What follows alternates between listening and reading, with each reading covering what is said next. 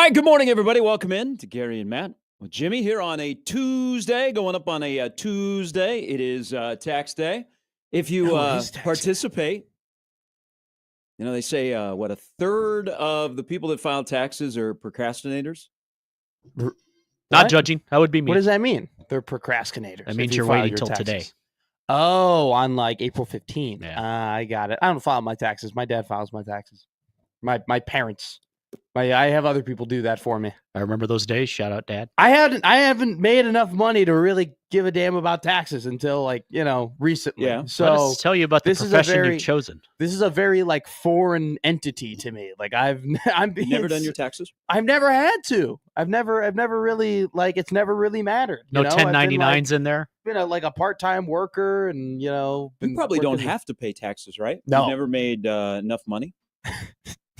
You said in a way that was a little. No, because I went through that when I was in college. No, I never made enough money. I've never had to really pay anything. If anything, and not if anything, I know for a fact I'm getting money back.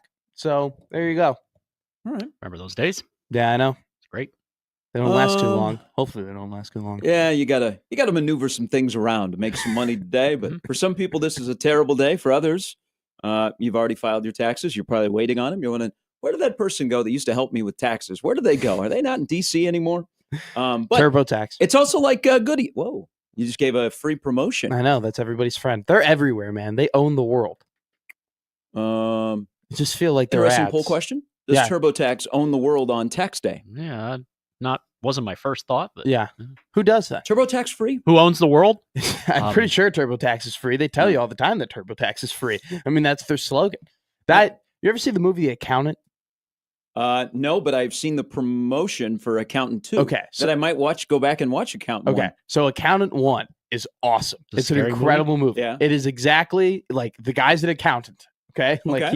He does the taxes. He helps them out. Actually, he gives great tax advice. My father, who's also an accountant, was watching the movie, was like, Matt, this guy's got it. This guy's on it. Take notes. This guy knows what he's doing. Accountant 2, okay, because I love the Accountant 1. Yeah. The Accountant 2, I am not excited for. Because the Accountant 1, if you trailer looks pretty good though. Okay. If you watch the Accountant 1 though, it's an interesting, it's not just like a bang bang shoot shoot murder movie. It's an interesting twist to it, right? Accountant 2 just looks like a buddy John Bernthal, Ben Affleck, they're brothers and they're just killing people, and one of them happens to have autism. Because that's the thing about the accountant. He's got autism. That's the twist. He's like an accountant assassin who's autistic. In Accountant 2, it just shows you can be whatever you want to be if you work hard. No, seriously, accountant, murder, whatever. Whatever. This one, Accountant 2, it just looks like a Statham movie, or it looks like Bad Boys with Will Smith and the other guy, and it's just not the same. This doesn't look the same. I saw the trailer last night, and I'm like, you know what? Ben Affleck looks a little bit younger in this movie. I might watch this. You should watch The Accountant 1 though. The first Accountant is actually a great movie. There you go. I've honestly never heard of it until today. Come out? 16. Yeah. It was a great year. I don't remember that. What a great I remember year. a lot of things in 2016. 2016 was a really, really good year. It was a banger, dude. Yes. Remember baseball? So congratulations if you celebrate tax day. If you cheat on your taxes, this means nothing to you. We all know that person in our life, right, that has avoided taxes? Yes, I do. Judging. I literally do. I know somebody that is in my circle that I'm surprised they've never got caught. My buddy, he's got they make quite a bit of money. Yeah. And because of their stance against the government, they don't pay taxes. Oh, he has laid this out, and I've listened. I've seen Office Space. And I'm like, I get it. Okay, I get it. But when they knock on your door, that's... they ask you for some back pay, or I know Pete Rose. Pete Rose was when I was growing up the first kid, when I was a kid, you heard tax evasion. Oh my God, Pete Rose is going to jail. So I listen. I have that friend. How many years has he been doing this? I don't know. Periodically he will pay taxes. Wait, just to throw him off the trail. Wait. That's the worst part. Because so he said 2 years years ago he paid taxes. I don't know if he was getting money back or what the deal was, but he did say, he goes, just to let you guys know, I paid taxes this year. Well, that's great. We all pay taxes every year. Every year. Some of us have to pay taxes in numerous states, okay? Some of us have freelance jobs that are all over the map, and next thing you know, they don't take taxes out, and you get screwed. And the amount of forms you got to fill out, I mean, it's just an absolute nightmare. That's why I've always had a friend of mine. He does my taxes because I have quite a few. Yeah, I don't know how you do it. W-2s, I-9s, all of that kind of stuff. I don't understand it. There's some businesses that are involved as well. There's a lot of paper that's being sent back and forth. I just want to, if you ever move from Florida to Nebraska, or you move from a state that doesn't have state income tax, just make sure you factor all that in when you're doing a contract or anything like that. Noted. Because that'll hit you right away. Okay. Can't wait to talk to you in the future. Whoa. You're moving to a state that doesn't have taxes? Well, no, I just hope that I'm in a position like you where I'm broadcasting in multiple places and I have to fill out multiple forms and making multiple forms of income. I do miss the, I did not see this as much this year. Is it Liberty tax? We're just giving out Liberty. Is that insurance? No, that's insurance. That's the email. That'd be insurance. Liberty tax. Doug. They would have the Statue of Liberty mascot that would be standing on the thing You know what? Another thing about that just popped into my noggin. Where are all the sign spinners? We used to have a run of sign spinners. Did COVID kill them? No, because this was even post-COVID. Okay. But there were sign spinners, and there were people dressed as the Statue of Liberty to promote their tax services. Where did they go? I have no clue. Is nobody working anymore? I think that's the takeaway. I don't think anyone's spinning, working. I mean, what is sign spinning? I don't see sign spinners anymore. They feel like they're extinct. They're gone. It's a lost art. It's one of those things that, the rotary phone, like how that's gone. I feel like I don't see sign spinners as much as I used to. When was the last time you saw a sign spinner? Yeah, just mention that. No, but I haven't seen one, is what I'm saying. It's been a while. It's been minutes.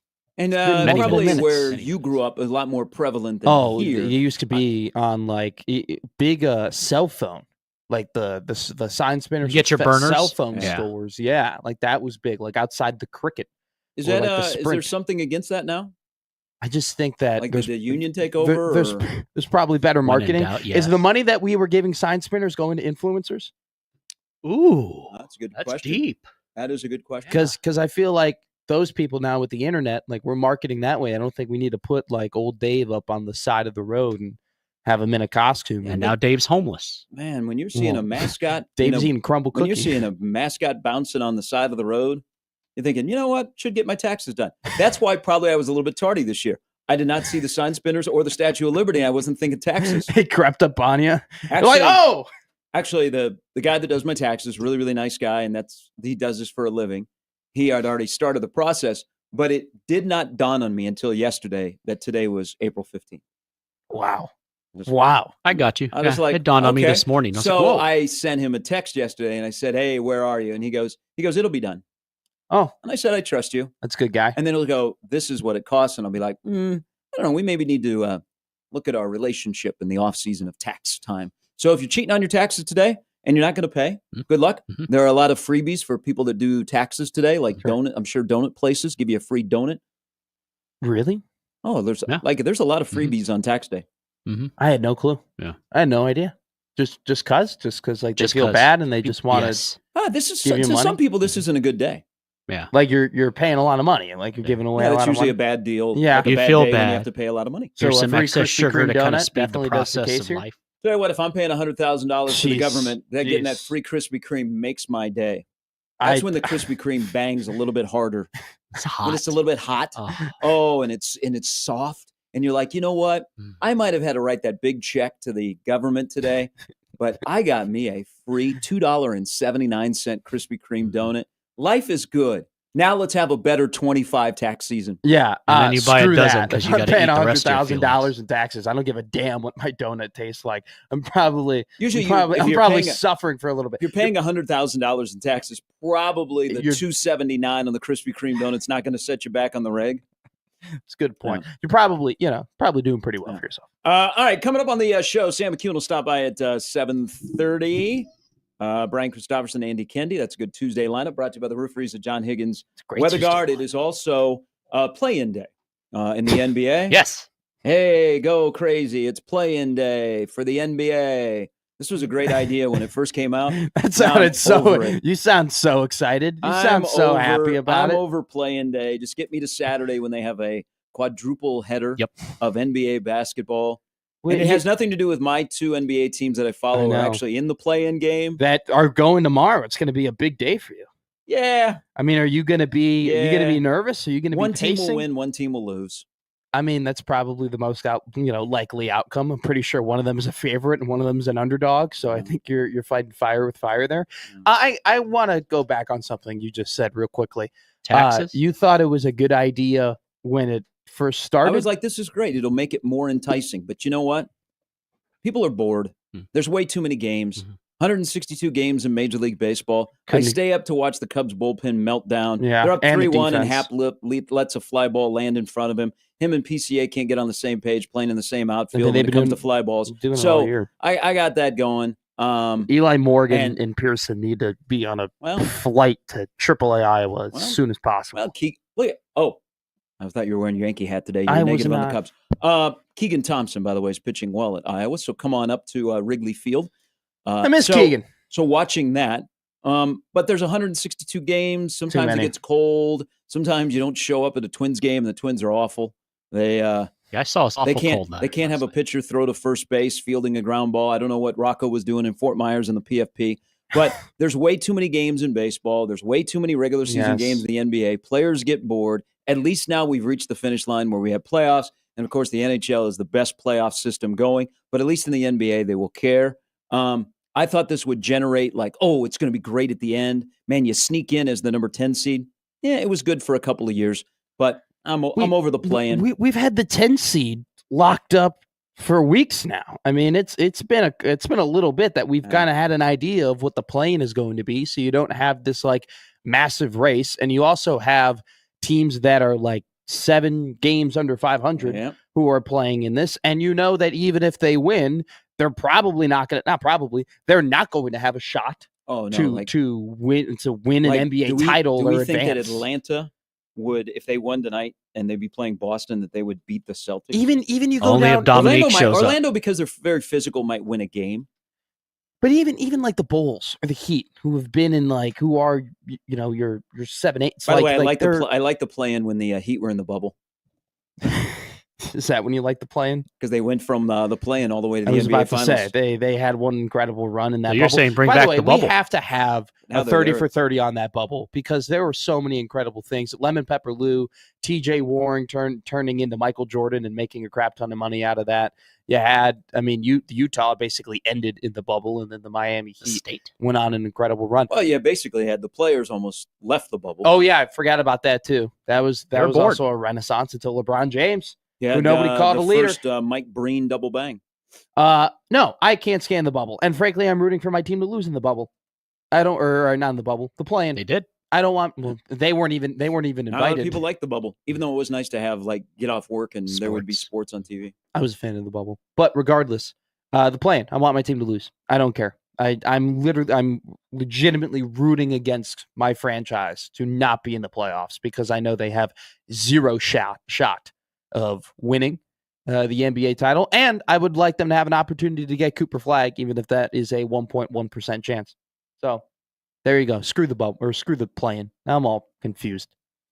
There is another thing about today that has nothing to do with the play-in, but I think players get bored, especially in the NBA. Big time. Yes. But at least when we get to the playoffs, they'll ratchet up. This used to be a big day, not the date, but a big event in this town. If you're thinking sports events, I got you. Yeah. You're thinking sports events in this town, what you look forward to, the Creighton season opener, Omaha hockey opener, the Saturday. Now it's Friday, but the Saturday, the College World Series opening day. There's just certain things on the sports calendar you used to look forward to, and you still do. Those three you still definitely do. But one of those used to be, and it was a month later, when Nebraska and Creighton would play baseball at Rosenblatt. Kind of warm. I don't know if anybody knows this. Summery. I don't know if anybody knows this. And I don't know if people are saying, man, you got to be there tonight. But the No Buzz Nebraska-Creighton game is at the Chuck tonight at 6 p.m. A game that used to be huge. Plenty of tickets available. I saw the email. Yeah. Yeah. But it's also the Big Ten and the Big East killed this game. Mm-hmm. The lack of being really good has killed this game. And the fact that it is played in a I don't know, a nondescript ballpark that is a cave also empty. takes away from it. This is a sad day for me because this was always so cool to go to Rosenblatt. Usually right before the end of the regular season, it would be a Tuesday night, and like either your number 2 or number 3 starter would actually pitch because it was such a big deal when I was involved in it with Dave Van Horn and Jack Dahm and Ed Service. It was a big deal because you were getting ready for your conference tournament. And more likely, tournament ready. More than likely you were already in the NCAA tournament. Plus, it was Rosenblatt. Mm-hmm. There was the lure of Rosenblatt. Sure. Now, in the first couple of years downtown, there was that lure because it was new and maybe you didn't go to the College World Series, but you would go, hey, I want to go to the home of the College World Series. But this game now, because of where both programs are and have been and what conference they in and how college baseball attention around here has dwindled, it's unfortunately not as big a deal. It's a no-buzz day, and I'm very, very sad because you were telling me you're going tonight. I'm going tonight. You got a date tonight. Hell yes. I have a date tonight, depending on how tired I am. It's going to be snuggle weather, too. I plan on going. But currently. I remember people saying, and they would ask you, are you going to the Creighton-Nebraska game? Now, it's the only time that Nebraska plays in Omaha against Creighton because this is the year that they get 2 in Lincoln. Mm-hmm. But it's kind of, I don't know, it's at 6 o'clock. It's on national TV. It's on FS1. Both teams are coming off a weekend, which they lost 2 of 3. They're in conferences where baseball is not the key sport. They're not ranked. It's a one-sided rivalry right now in favor of Creighton. But it's disappointing because this used to be a big deal. It was like the teaser before the College World Series. So you speaking on what it used to be, I've only known what it is now. And frankly, it's never really been a big deal with me or been a big deal with the people that I talk to or the people that follow Nebraska baseball. It's one of those things where it's the Creighton-Nebraska rivalry, in my opinion, is obviously basketball first. And then I more look at it as the volleyball rivalry kind of comes next. And then even, probably then baseball is what you look at it. But I mean, it's always been they're going to play Creighton. That's 45 minutes away. Hey, you get to, there'll probably be some Omaha people here in town today to be at, Haymarket Park. Let's go. There'll probably be a nice crowd. Let's go and watch the game. Like, it's never been one of those, holy crap, I want to be Creighton. Holy crap, I can't stand Creighton baseball. There's never been that like angst or animosity. And frankly, too, it's been because, Creighton has won 12 of the last 14 games at this point and hasn't even really been competitive. There haven't been too many thrillers. And like, even dating back to last year, it's like there's just been that consistent disappointment of like, all right, hey, Nebraska has had their opportunities to win these games and like actually make it a legitimate competitive rivalry, and they haven't been able to do it. Now, the majority of the people that will be there tonight will be Nebraska fans. Yeah. And the Nebraska baseball fan that also goes to Haymarket Park but lives here in Omaha, or the abundance of local talent that's going to be on the field, which I love when Creighton, Omaha, and Nebraska play because it's a showcase for how good high school baseball is in this area and how guys contribute when they get to this level. But I don't think it's a big deal anymore for the Creighton fan to see Nebraska playing baseball in their town. But it used to be. It used to be because it riled them up even more. But I don't think it's a big deal anymore where you go, oh, hey, Nebraska's coming. We got to be at the Chuck. Like Omaha, and thankfully, Will still wants to play Omaha. Sure. And the only time they play this year is here, and they played a couple of weeks ago. Omaha usually has a great crowd. I think Omaha fans get more excited to see Nebraska than Creighton does to see Nebraska baseball. It was an awesome atmosphere over at Tal Anderson Field when I went, and you're absolutely right. That place was really exciting, rocking. My question to you though is that like, okay, so you talk about Nebraska leaving, them switching conferences, Creighton going to the Big East, and Nebraska going to the Big Ten. Do you think that if Nebraska were still in the Big 12, that this would be what would that Nebraska baseball parlay into? The Nebraska baseball standards would be much higher, and they would be much better. They would be much better, and so they would be consistently making the tournament more. And that's now my question is that if you, when it comes to Nebraska baseball, there would be more of a buzz. Sure, like there still is good crowds at Haymarket Park, and thankfully people still support the program.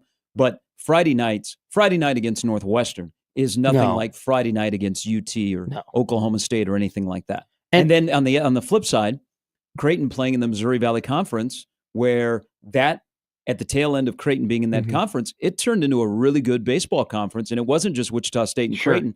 Southern Illinois would jump up and pop once in a while. Missouri State, then Southwest Missouri. They were. I mean, they got the College World Series. They won a regional in Omaha. Mm-hmm. I mean, they were playing well. Baseball meant more. College baseball was more intense, and it was bigger, and it was, in my opinion, followed throughout the season instead of when we get to May and the Big Ten tournament is here, and then, of course, in June. Sure. But, like, if Nebraska baseball, and I know I'm sticking more so on Nebraska baseball than Creighton baseball, and it's just because, in terms of the power conferences, right, in terms of, Big East isn't necessarily a power baseball conference. The Big Ten should be. The Big Ten should be a power. No. Well, it's the Big Ten. It's the Big Ten. The scary thing about college baseball is inside of the Big Ten. Oh, the haves and the have-nots are going to get. There is going to be the Grand Canyon between them. Oh, sure. But the Big Ten becomes a power conference because of an addition of a couple of teams. Yes. So what I'm saying though is if Nebraska baseball were at the top of the Big Ten, if they were consistently winning at the Big Ten, if they were first and second place and they were winning the tournament and almost every three out of every 4 years, they were going to the NCAA tournament easily. Do you still think this game would mean as much as it did all those years ago? Or do you still think it would be kind of thrown? I don't want to call it thrown away. What it took away is these two teams are not at the top of the conference consistently, and they're not ranked. I mean, you would get lucky where both teams would be ranked. Yeah, playing on a Tuesday night on the 13th of May, and you'd have 18,000 or a record-setting crowd at Rosenblatt. You'd have people tailgating. They're like, "Hey, this is a practice for the College World Series that comes in about a month." But it could be summary for the first time. We get Nebraska and Creighton. And we don't have that anymore. And it's, the first couple of years at the new ballpark, record crowds, huge crowds. And I think the ballpark drew you. That was one of the things. Rosenblatt was so unique that it would draw people. Sure. The ballpark downtown, there ain't nothing special about that place. It doesn't draw you in to go, man, I got to go there and see it. Got to get the zestos. It's not unique. Well, no, there's no unique elements of it. I mean, are you going to wait until next year when they get new video boards and stuff and be like, ooh, that's kind of cool? I don't think that. So the ballpark, the lure of the ballpark, which I think carried this rivalry when it was played here in Omaha for the first few years, has dissipated. Now it's back to, are the two teams any good? It really is. What's the weather going to be like? It really is kind of stuff like that. And that's a great point. What the weather is going to be like, and the game usually is on TV, like it is tonight on FS1. Another thing too is that you're spot on with the fact that the stadium really is just. It just feel like the most standard copy and paste. Hey, here's the green grass, here's the outfield. You have the bleachers, you have the big lights. There's nothing. Like, there's no old school style to it. There's no signature decoration. There's no. Billy doesn't slide down a slide. And you're finding this out. It's not, and I've said this, it's not our stadium. It's the NCAA's, and they are holding us hostage because you could do so much more with that stadium. And that is a problem. Where the only special thing about a stadium, the only draw of the stadium is that it hosts an event for 2 weeks in the summer. And that it doesn't, there is, like you said, nothing unique about that or what it looks like or what it does. And it's just, it's just a little disappointing when you consider the history, like you're talking about, of this rivalry, of these two teams, where they are now. And like you were hoping to, at the beginning of the year, you could have made the argument that maybe this would have been a bigger game because of Nebraska was preseason ranked and the expectations that they've had. And that's on Nebraska. And that's totally on Nebraska. And you were hoping that maybe because it's Coach Service's last season, that maybe there would be a little bit more hype and, just not animosity, but like excitement going into the game. Well, there's a lot of animosity. I know there's a lot of animosity. And if they win tonight, like there might be more animosity added to that as well, because it would be a big win for Creighton. And here's the disappointing part. Animosity towards. Well, the fact that I said animosity because I wasn't looking for I didn't have a better word to say, but there does seem to be a little bit of animosity between the fact that you have a coach in waiting and then you have Ed Service and they're having a really good season and it's his last year. Animosity towards who though? Oh, the Creighton athletic department and the fans? Oh, not the fans. No. I was saying once again, be like Raiders Chiefs back in the day. If there's any animosity in this, and we've kind of talked about it before, it's between the Creighton athletic department and currently what Creighton baseball is doing in Ed's last season and it being, we've referred to it as a little awkward at times in terms of, what they've been able it's to awkward accomplish. because you have Ed and the staff with the coach in waiting is there that he did not select. Yeah. I don't know that I would say there's animosity. No. I said I brought up. No. I know. I said animosity because I just had I said the wrong word. I wasn't referring to anything like that. I seriously wasn't. I'm just saying you would think that there would be a little bit more hype going into this game in preseason. Okay. There isn't. It's really disappointing that there isn't. That is at 6:00 tonight.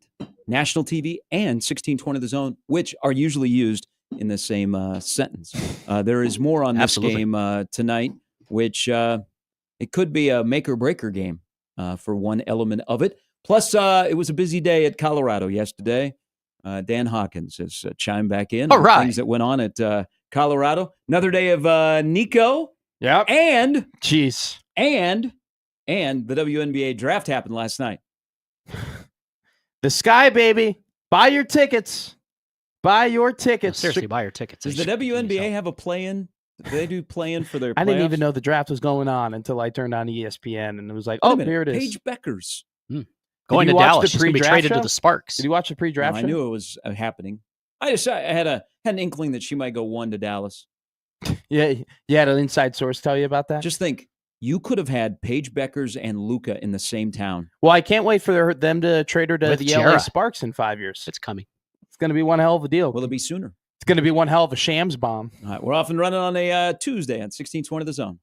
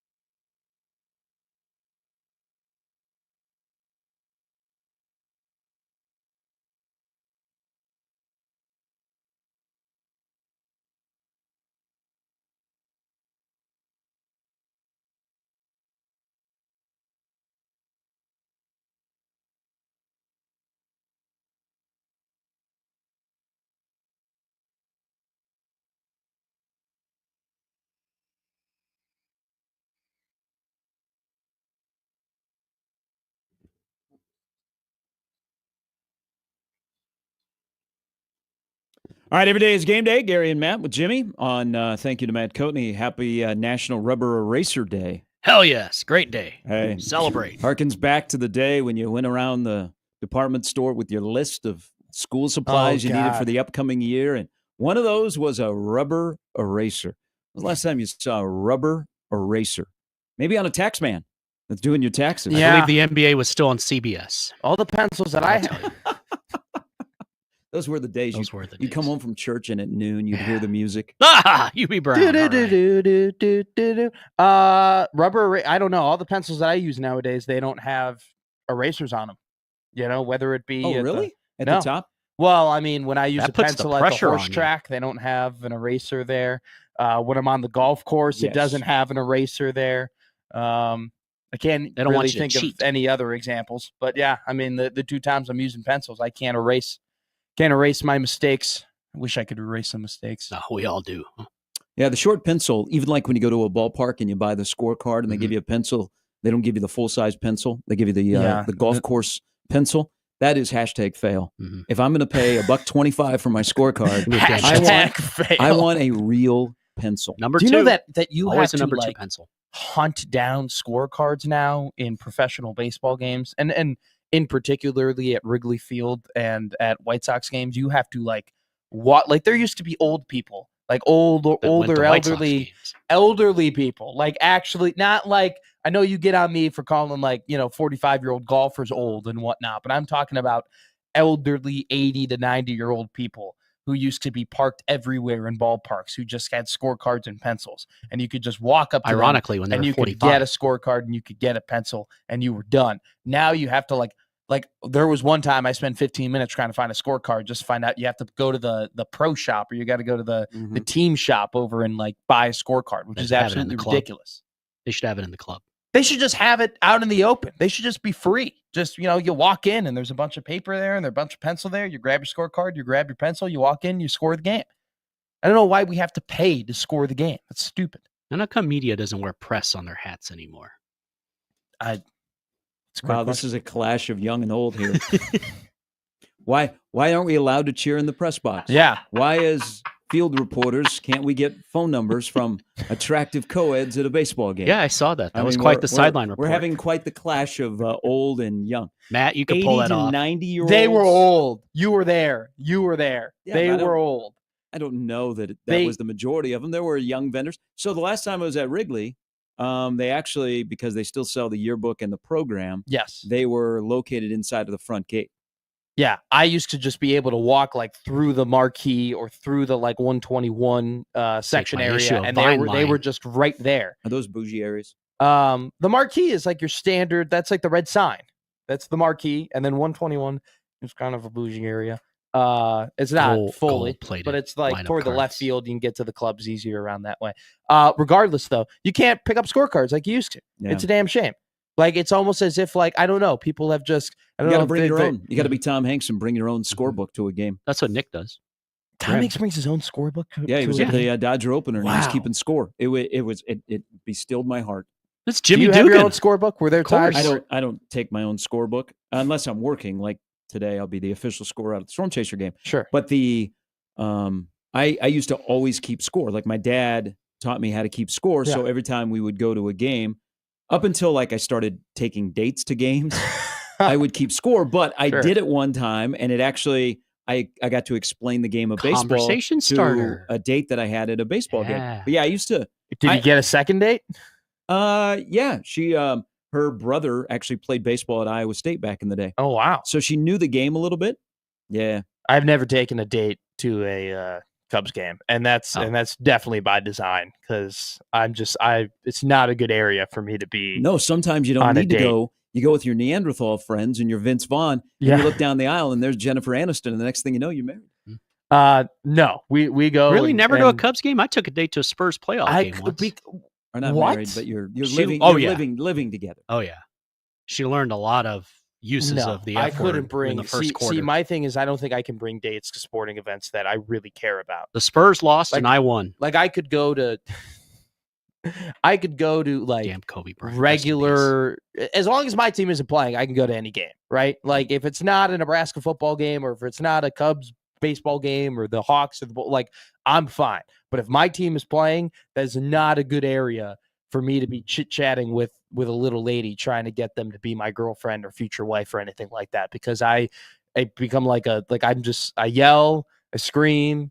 I'm not really great at having conversations to see your, with. True personality. Yeah, maybe like when we're like if the dating night goes for well, a you while, do that on we a can date do anyway. that. That's not like a first date thing. I would never take a girl on a first date to a baseball I think a game. sporting event I think it's a on great a first idea. date is a great Hell idea. Yes. Take the pressure off. Because you know right away what you're getting. Mm-hmm.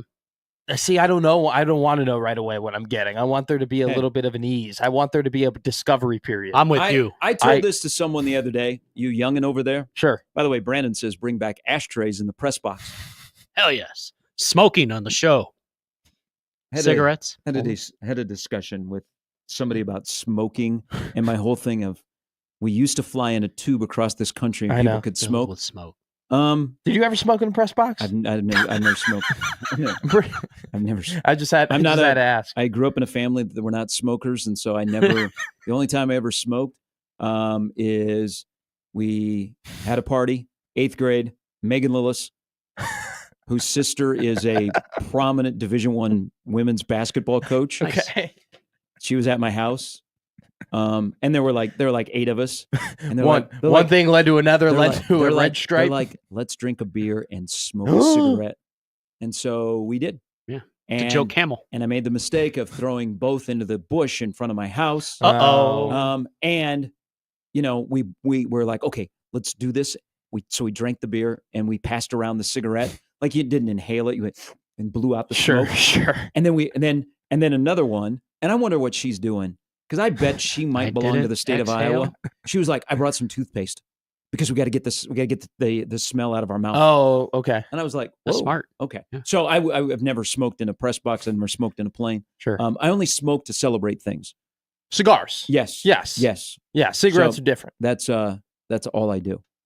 So I'm not a smoker. Have you ever had a beer in press box? Like pretty sure at the University of Illinois. I've had a beer while I'm doing a game. So yes. Oh, okay. Yes. I didn't know. Well, you said that to me like yes. Disgustingly. Like I should have known. I don't know. I mean that St. John's game tipped off at 10 o'clock. Professional broadcasters I know. So I don't know if you're drinking beers or not during games. Some places it's encouraged. Cardinals booth had Bud on tap. Yeah. Them's the rules. Harry Carey used to have a couple of Capri Suns during the game. Well, I mean, Harry Carey was always having a couple Capri Suns no matter what. I mean, and that's not he lived. That he that's did. The takeaway. My dad or my parents always said that if they were to die, they wanted to die like Harry Carey, eating a big ribeye steak. Sean writes in. He says, I have CWS season tickets, which he does. I think he's had them for a long time. He's also got a heck of a hat collection for college teams. No. How about this? Is he allowed to wear his college team that isn't his own college? Is he allowed to do that? We're not. Is he allowed? We're not going there. That is all on you. I picked up my Oakland A's hat today, and I wanted to wear it. And I go, you know what? I don't want to start anything, and I don't want this to control the show. So no one would get triggered by an A's hat. I put on my Ford Motors hat. Yeah, you're on an island by yourself with that yesterday. I'm the what? I can't wear anybody else other than the Cubs? I think it's a little ridiculous. Well, don't profess your love of the Cubs and then wear a hat of a opposing team. If I was wearing a Cardinals hat, that would be a whole other discussion. Okay? Mm-hmm. If we're a Brewers hat or anyone within the division. That's on you. You do you with that. But people, I don't think people were on your side yesterday. But back to Sean. He goes, and then there's a father and a teenage daughter that sits next to me, and they both keep score. They have their own scorebook, and they even have 3 to 4 different colored pencils. God bless them. I will go visit them coming up in June at the College World Series. That is great. I think a lot of fathers taught their sons or daughters about the game of baseball by keeping score at a game. But you're right. It's tough to find a scorecard, even a program. Everything is online. You got to do the QR code. Like to go like to the Royals, like the Royals used to have a really cool like game day program. Now you have to go to the office, like their, I don't know, customer relation office. And feel awkward walking in there. And they have like it's a little too quiet. They have a bookshelf. They have programs. Where's the bathroom? Grab one. Yeah, but there are a lot of people that you can also keep score on your phone. There are apps now. Yeah, I don't know. But I like the scorebookers. But that's not the allure. The reason you do it is because you have the pen or pencil and because you have the paper. And we're not in a pencil paper society anymore. You know, how many times on rubber I mean, I'm day. just saying in my generation, we're not using pencil and paper nearly as much as we used to, right? Even the kids in school now, they're using iPads. Well, we don't know how to write. I mean, you're a younger set, but Jimmy and I have to put up with young people and they're texting. They don't know how to type. Everything is like bet. Bet. Real. I don't text you like that. Real. I'm a pretty classy texter. I don't give you the FR. Kids don't write, they type. I might have been the last generation to learn how to write cursive. I know how to write. I know how to write cursive. You might be. I mean, seriously. You are an old soul, though, so I'd give you credit. I still write cursive. When I write down on my, I have like chicken scratch that's half cursive, half like print. It's pretty good. I got pretty good penmanship. Weather guy for tonight has informed me. Yes. That first pitch will be 64 degrees with a light wind by the 11th pitching change, and I would say probably the 6th inning. It'll be 54 degrees. Be chilly? When blowing out or blowing in? Blowing out to start the game. And then light by later. Still be a little chilly. Might want to take a coat. Maybe 6 o'clock tonight. Blanket. So stay at home and watch the game on TV or listen to it on the radio. Yeah. What's the line on tonight's game? I don't know. I'm just making a joke. I thought maybe you would know off the top of your head what the line is. I do not know. I have never in my life bet on college baseball. That's unless it was through like Vegas odds. Sure. I don't know too many people who have, that one Alabama coach or that one guy who got tipped off by the Alabama coach. I know for sure he's betting on college baseball. I don't know anybody else, though, who really bets on college baseball. Isn't that funny? We bet on all other types of college sports. We bet on college basketball, college football regularly. But it's not as available. Like you have to search for college baseball odds. Sure. Like the other sports are you can turn on your app and it's right there. Like college baseball, I don't know, because of the interest, there's not a lot of places that offer, or if they do, you have to search for them. So I'm sure with your connections, you could find a line for tonight's game. I don't think I want to find a line of tonight's game. You have to be. I'm riding a heater, man. I'm riding a heater. I'm not going to push my luck. You have to be on one side of the world if you are putting effort into setting lines for a midweek game when you have pitchers that have ERAs north of 8 and they're only going to pitch an inning and you're trying to set a line. That's got to be like the intern in Vegas, You are right? either great at your job or you have a miserable life. Oh, there is no in between. Listen, that is like an intern in Vegas where it's like, hey, mom, I just started off at Circa here. I can't wait. You know, I'm gonna be a big handicapper one day. I'm gonna work in the gambling business. All right, honey, what are you doing? Well, I'm setting lines on college baseball. It's got to be a rough. You got to start life. somewhere. It'd be a rough. You got to start somewhere. Yeah, Carson Diasa, he's on the bump tonight. Well, it's Ryan Harehill who's on the bump tonight. I don't know. He went 2 innings last time. I think I'm going to put the over under at 12.5. Welcome to the hell we live in. All right, hour number 2 coming up. Sam McEwen's going to stop by. It is the 4th week of spring football, which kicks off today. John Butler will speak today. Maybe have some thoughts on the scrimmage that happened over the weekend. Hopefully. People asking me, who's number 13? 13 is going to be a player. May not play a lot this year, but will be a really, really good player. But people are like, I'm watching the video that they put out. Who's number 13? Sure. Going to be a good player. All right, that's coming up. Hour number 2. Also, Brian Christopherson and Andy Kendi on 1620 The Zone.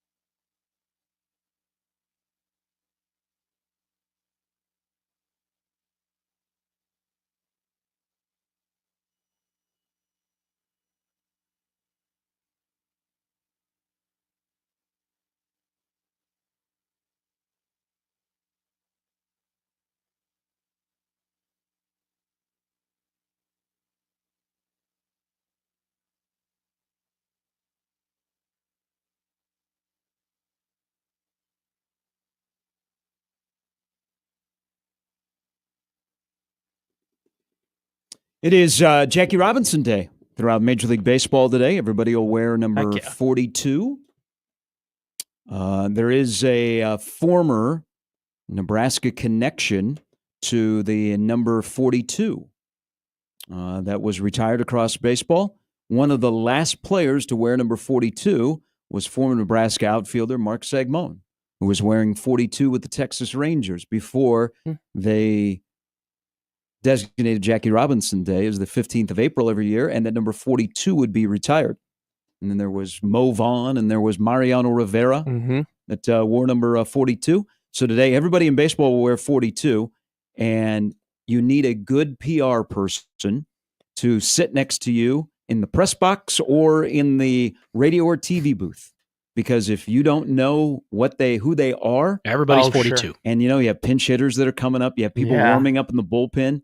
Everybody is wearing 42. That's a good point. I've never thought of it that way. You really do need a good spotter for that. Good thing you can't keep score now. I still love.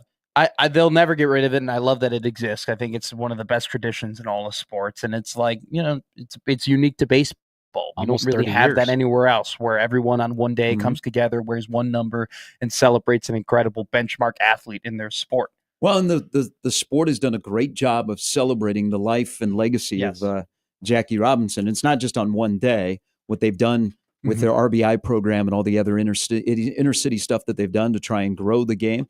But it's a really, really cool day. The Dodgers are always at home because Jackie Robinson's family will be there. And it was always the one thing I appreciated about the Dodgers and how they have always, not just for one day, always celebrated 42 is that Vin Scully could tell stories about Jackie Robinson on the broadcast. And so it's always a really, really cool day at Dodger Stadium on the 15th of April. So if you watch baseball today and everybody's wearing 42, you're wondering why. It is Jackie Robinson Day. Could you do it for any other sport? Didn't they retire? Did they retire 8? Or didn't they do something for Kobe? I don't. Or was that an idea that was put out there that they were going to either retire 24 or 8 for Kobe? It might have been an idea, but I know for a fact that they haven't done it. I mean, I think the Heat were trying to get something going with Michael Jordan retiring the number 23 and being like, no one could ever wear that again. But the problem is that there are way too many players now who have been inspired by Michael Jordan who are number 23, who wear that number. And you're probably going to get to the point where you have a lot of 23s retired for different players like throughout the league, which is actually kind of pretty cool when you think about it. I don't know. Could you do? Minor? Well, I think the Heat might be, Jimmy, the Heat might be the only team that retired 23. Yeah, they are. Yeah, they are the only one. But yeah. I mean, I think the Bulls and the Heat are the only two that retired 23. But I wonder, could you do it like Jim Brown maybe for the NFL, where it's like a preseason game, everybody wears the number 32? Like, I don't know. Like, is there I'd make it even worse for preseason? That'd be a nightmare. Well, that would, from a broadcasting perspective. We need a lightning delay, please. That would be. Yeah. Actually, let's remove football out of that. This game's not going on my demo. I love it. I think it's absolutely incredible. It's just curious. Let's talk about retired numbers because Adrian Martinez is on line 1 wondering if you can retire Shadir Sanders number 2 at Colorado. Why can't Adrian Martinez be retired? So nice. This is the spring game for Colorado, or the showcase, or whatever they call it, is happening this weekend. And they made the announcement to retire number 2 and number 12, which, if you think about it, makes all the sense in the world. Okay. Why does it make all the sense in the world? Because Travis Hunter just won the Heisman. Yes. And Shadur is one of Deion's kids. So it makes perfect sense. Now, I don't know why Dan Hawkins didn't retire the number for his son. Cody, yeah. Sure. I mean, we got some nepotism. We also, this feels like to me, and they're getting all the appropriate pushback. And we've also, whatever happened to like a waiting period? Okay. We don't have any waiting period. Their career in the Alamo Bowl just ended a little bit ago. They still like last night, and they're retiring their number this weekend. But this feels like to me 2 things, because they're going to get some major pushback, not necessarily against Travis Hunter. Now, the waiting period, yes. Yeah. Travis Hunter, you win a Heisman. Okay, let's retire number 12. Number 2, my pushback would be, if I'm a Colorado fan, is there is a guy that is in the College Football Hall of Fame that wore number 2 at Colorado, and he doesn't have his number retired, and that's Deion Figures, who people around here in the heydays of Nebraska, Colorado recognize that name. He's in the College Football Hall of Fame, wore number 2. His number is not retired. Yeah. But Shedeur Sanders will have the number 2 retired, and it has Sanders on the back of it. Also, can we feel a little bit for Shiloh? Shiloh always gets crapped on. Well, okay? because rightfully so. What do you mean he gets crapped on? He is the bad son. Because he's bad at football. He's somehow Deion Sanders. It's okay. It's a little sarcastic. Sometimes. Little sarcastic. He deserves it. Little sarcastic. He deserves it. It's okay. I don't like Shiloh. It's okay. I'm not a Shiloh guy. Shiloh is one of my least favorite athletes. Shiloh had one of the best plays of the Nebraska 2024 season. You got ran over? Yes. Okay. That's one of the best plays. But this feels like to me two things of retiring these numbers this weekend. And look at Shedeur wasn't even a finalist for the Heisman Trophy. No. He is not invited to the draft in Green Bay, correct? No, he was invited. He was invited, but he is not he's going? Not going. He decided not to go. So it's just Ward, Dart, and Milroe that are going to be there. That's it? No, there's 17 guys. But that's why you were texting. Yes. Sorry. And he's working out for the Giants today, has like a private workout. Yeah. So apparently still thinking about taking him. During the time period that Shedeur was at Colorado, they went 13-12. I know that wins and losses are not a quarterback record, but this seems like two things to me. One,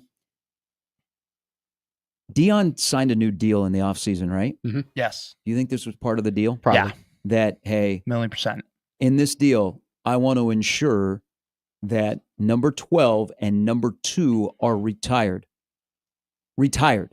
Not just, hey, we'll have nobody ever wear them again, that we are going to retire them. Because think about this. I don't know that this has ever happened at a college football. Now, in professional sports, I'm sure it has. But in college football or basketball, where you retire somebody's number essentially after the season is over before the next season begins. There's no waiting period, nothing like that. 4 months. So was it part in his deal? Yeah, that's and then also, interesting. this feels like you're about to leave the White House and you want to pardon a bunch of people. Okay, I may not be here next year. And if Deion, they will retire Travis Hunter's number. That's a given. You win a Heisman Trophy. Yeah. And at Colorado, even though now the bar has been lowered on jersey retirements, you win the Heisman, you get your number retired.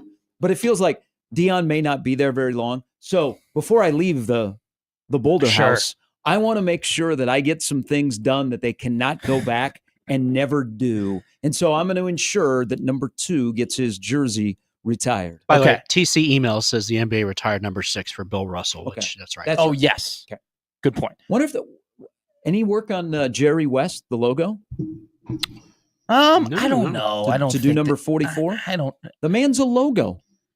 Maybe. I don't mind it. I wouldn't mind it. And also, too, who really is wearing number 44 in the NBA to begin with? That's not really your standard basketball number. But at the same time, so it might be easier to retire. Exactly. No. Exactly my point. The fact that I don't think a lot of people want to wear it. Like, once again, 23, so many people wear that number that it's like, man, you'd be taking away a lot of guys' stitches if you were to retire that number. 44, I don't think a lot of people would care. Back to, so first off, the whole, did he put it in his contract? Even if he did or didn't put it in his contract, he's just going to, I feel like he doesn't need to. I feel like Deion's got so much pull and so much influence over there that he could just say, hey, these guys are going to get their numbers retired. And if you don't retire, then I'm going to throw a hissy fit and be really, really pissed about it. And you're not going to like what comes after that. And Colorado, from the minute he stepped foot on that campus, has been at mercy to his will, even going as far as being like, yeah, we don't have the money yet to pay him, but we're going to figure it out. And they pulled a lot of strings to make sure he was the coach. So I don't know if he needed to put it in his contract.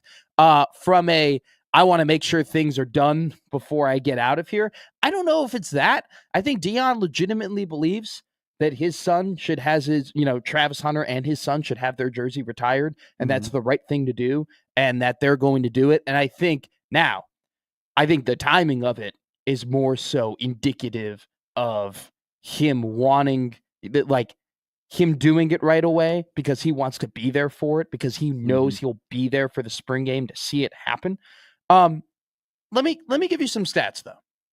So if we're just going off of like Shedeur Sanders as a quarterback in Colorado history, in 2 years, you could say with quite a bit of conviction that he was the best quarterback in Colorado football history. Okay. He's fifth in passing yards. He's first in passing touchdowns. Amongst QBs with at least 600 passing attempts, he has the least interceptions, and he has the least interceptions by 6. So in 2 years, he's got damn near the most passing yards, the most passing touchdowns, and has been the most accurate in passing percentage and in interceptions in school history. Okay. So if we're just looking from a winning perspective, going, having the record that they had, that's a joke, okay? And them doing it as quickly as they've done it, that's a joke as well. But from like a pure statistical standpoint, are you making a case that he should? I'm making the case that in terms of quarterbacks, statistically, he is the best quarterback that they've ever had at that school. Now, is he clearing a massively high bar? No. But if we're just looking at stats, he is there. He is statistically the best.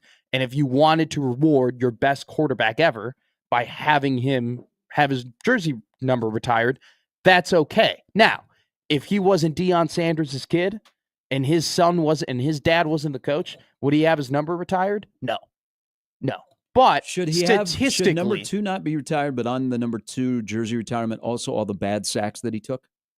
Yeah, definitely. Look, you can make all the, like, there are so many cases and so many arguments that you can have against him not having his jersey retired. I'm just playing devil's advocate. Yeah. I'm playing devil's advocate, okay, and I'm just throwing out there. So at Colorado, I mean, the bar, you announce, and it's too bad that he's grouped in with Travis Hunter, because Travis Hunter's a dude. I mean, Travis Hunter, number 12, should be retired. But that he's being grouped in with him, because shouldn't Cordell Stewart have his number retired? I agree. Didn't Cordell Stewart do more at Colorado than Shedeur? In terms of winning, absolutely. In terms of team accomplishment, absolutely, yes. But I'm just going pure statistics, pure stats. He's had the best completion percentage, the most amount of touchdowns, the least amount of interceptions, a ridiculous amount of yards in a very short period of time. If he were to have stayed for one more year, he would be first easily in every single category. Should he have his number retired? No, absolutely not. Absolutely not. But at the same time, statistically, he is the best quarterback at Colorado football in their history. So should team accomplishments have any factor in your looking at if numbers guys should be retired? Yes, 1,000,000%.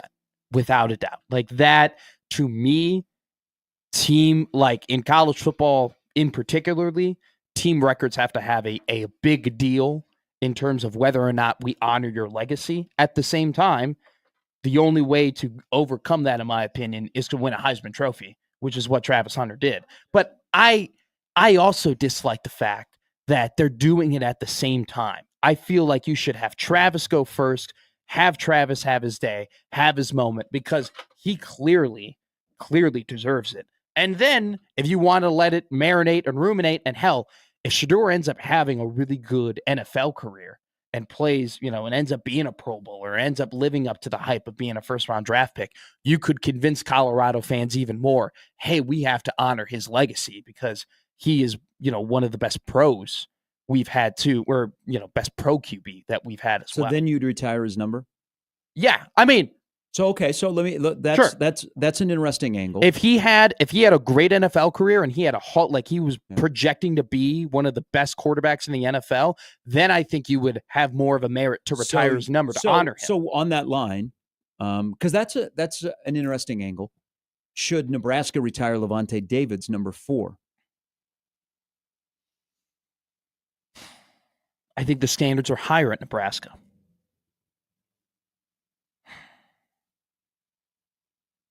I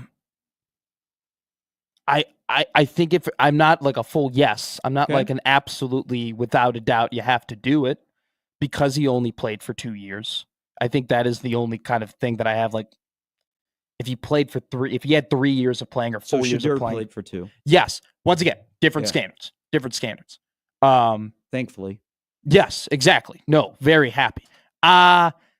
If they did it, I wouldn't be upset. Would you? What how about you? I mean, they retired number 4? If they retired number 4. No. I would take Levante being in Canton over ever having his number retired at Nebraska. Okay. If you know, you know. No. But the standards at Nebraska, and there are very few numbers that are retired now. I mean, that's a special group that has done special things. Yes. No, the standards are way higher than Colorado. There's also jersey retired, no longer in use, those kind of things. I mean, you have to come up with, and every program is different. Okay, the bar at Colorado has been lowered. They don't retire a lot of numbers. Again, if you're going to retire number 2, Deion Figures would be ahead of that. Yes, but everybody is onto this. He's your son, and oh my gosh, what if I leave here and they don't talk about Shedur's legacy? And Shedur has nothing connection to this program. Has an 0-1 bowl record.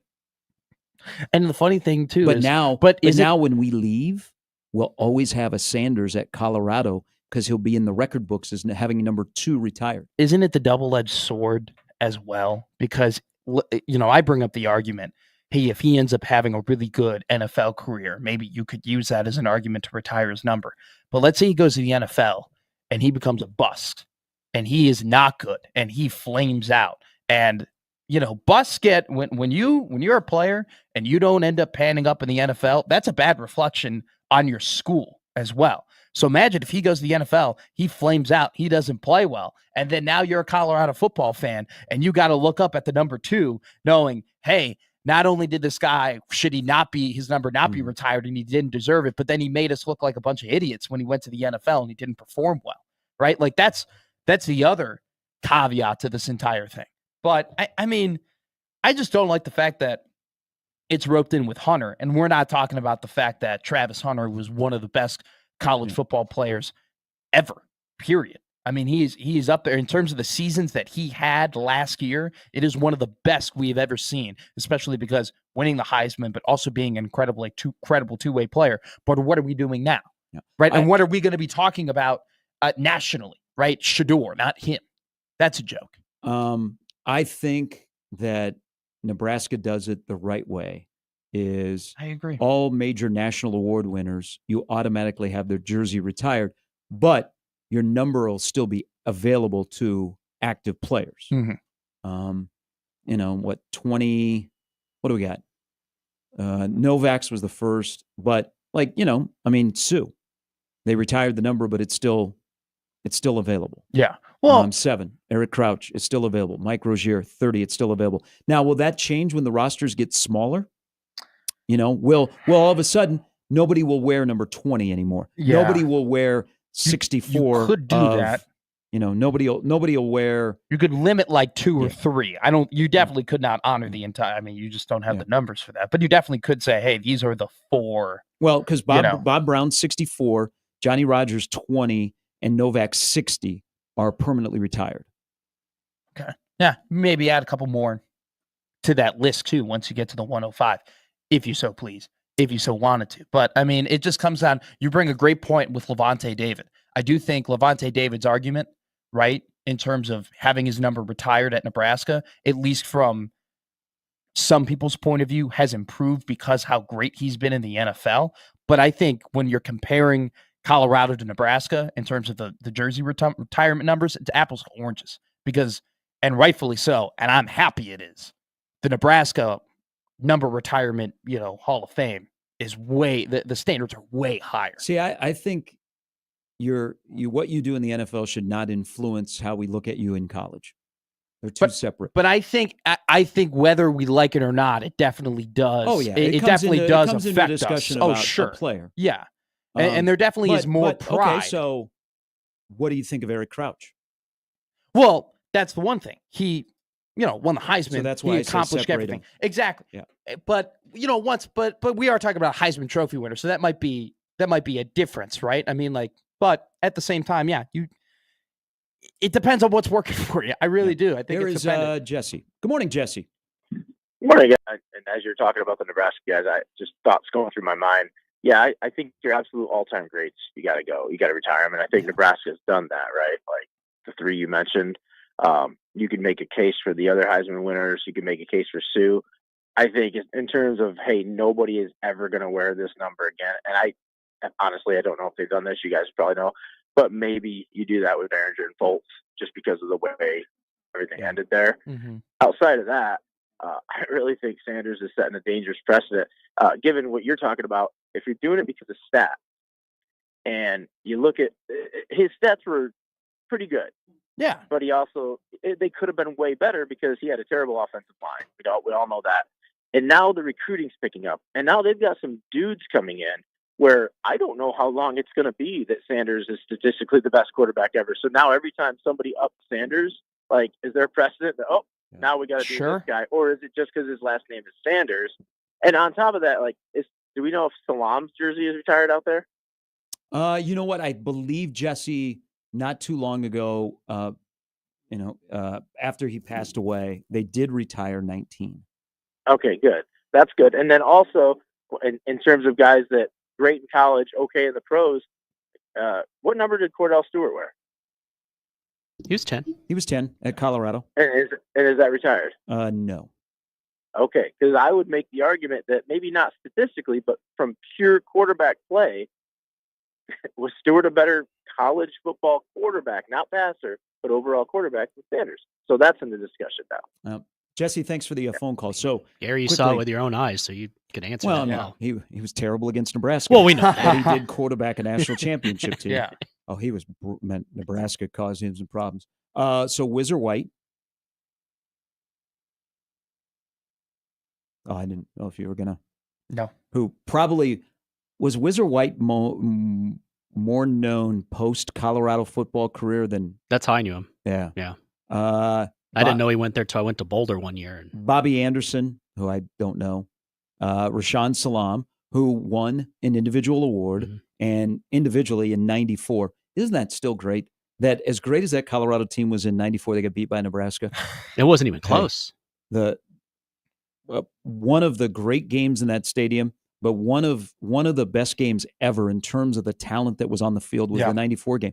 But Salam ran for over 2,000 yards that season. He wins the Heisman. And then, so I'm trying to look at the year that they retired, number 19.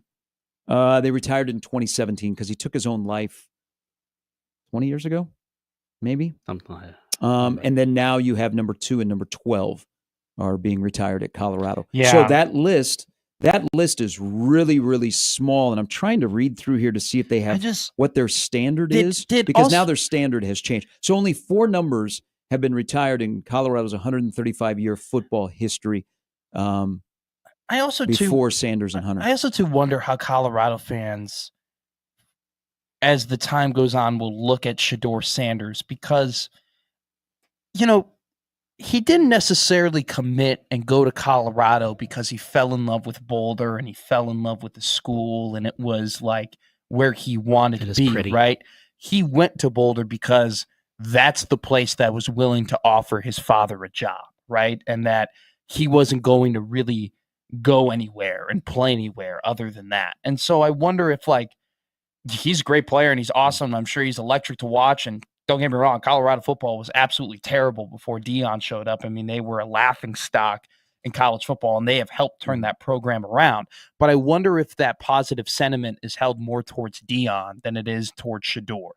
That, hey, was Shedeur really a Buffalo? Was he really was he really all about being in Colorado, or was he here because his dad was here and he needs to play Power 5 football and he wants to get to the NFL? I really wonder what that, because I wouldn't know, because we're not in Boulder, but I wonder what that connection is between Colorado fans and Shedeur in terms of an emotional, personal connection. No one is wearing 27, and I don't. What is? Geez, time. It's 9 years ago that Sam Foltz passed away, and that year, Kyron Williams was wearing 27. He switched to 26. I don't know that anybody has worn 27. Now, 18 for Brooke Behringer has been in rotation for a long time, because usually you'll see an offensive and defensive player.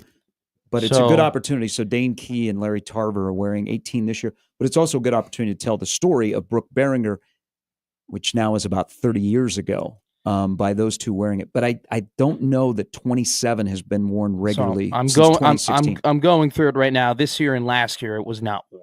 Okay. So all right, here is Don before the break. Good morning, Don. Gary, Matt, Jimmy, Hey. how you doing, gentlemen? good to hear from morning, you. Don. Absolutely. Hey, nobody's brought up Greg Beaker yet. I thought of Greg Beaker. Great Raider. Great Raider. Well, I'm serious. I mean, those Colorado teams back in the day were good on offense, but they were better on defense until they played Nebraska. Then they got exposed. But Beaker was pretty good. And by your analogy of statistics, Matt, Yes. at this point, Timmy Chang is a first ballot NFL Hall of Famer. So when you only run the ball 4 times a day, I expect your passing stats to be pretty good. Well, it was 71% completion percentage with how bad that offensive line was and how much they were throwing it is pretty impressive. But I know where you're coming from. And once again, I was playing devil's advocate there and just making the argument that, hey, he actually has, in terms of compared to Colorado quarterbacks, has done a pretty impressive job of the 2 years he played. And I don't disagree with that. I'm just retiring his number is tad extreme. Let's go back to your bet for tonight's game. Find a prop bet for walks and just pound the over. I don't hate it. It's got to be like 9.5, 10.5. It's going to end up being like 15, 16. Both these teams are trash. Our RPRs are garbage. This is a throwaway game. And I hope it's not a throwaway game. Yeah, it is. Well, for who? What do you mean a throwaway game? This ain't a throwaway game. Bad. I hope Will Bolt enjoys this. So because they're both bad, they're like, it's Creighton, Nebraska. No, trust me. If you're showing up throwing 9 pitchers. Well, it's also midweek. It's also midweek. Creighton has a really good series against St. John's, who's playing great. They've won 16 of 18 this weekend. Nebraska has an important series just to get into the tournament. Exactly. They're not driving to Omaha to go, this is a throwaway game. Let's just play 9 innings and make sure that we're back on the bus by 9. I hope they enjoy the ride because the last one they'll be making this year. Well, all right. That's they got some work to do in that case. Can't argue with that. There's been one player who has worn the number 27 since 2016. If you guess this would be absolutely incredible. Specialist? Yes. Not a specialist. Like played special team, not a specialist, but wasn't like a high key starter. Kyan Brumfield. There you go. Number 27 since 2016. If you're going to follow along the lines of other guys at Colorado that should be retired, Alfred Williams, Michael Westbrook. Think of Alfred Williams.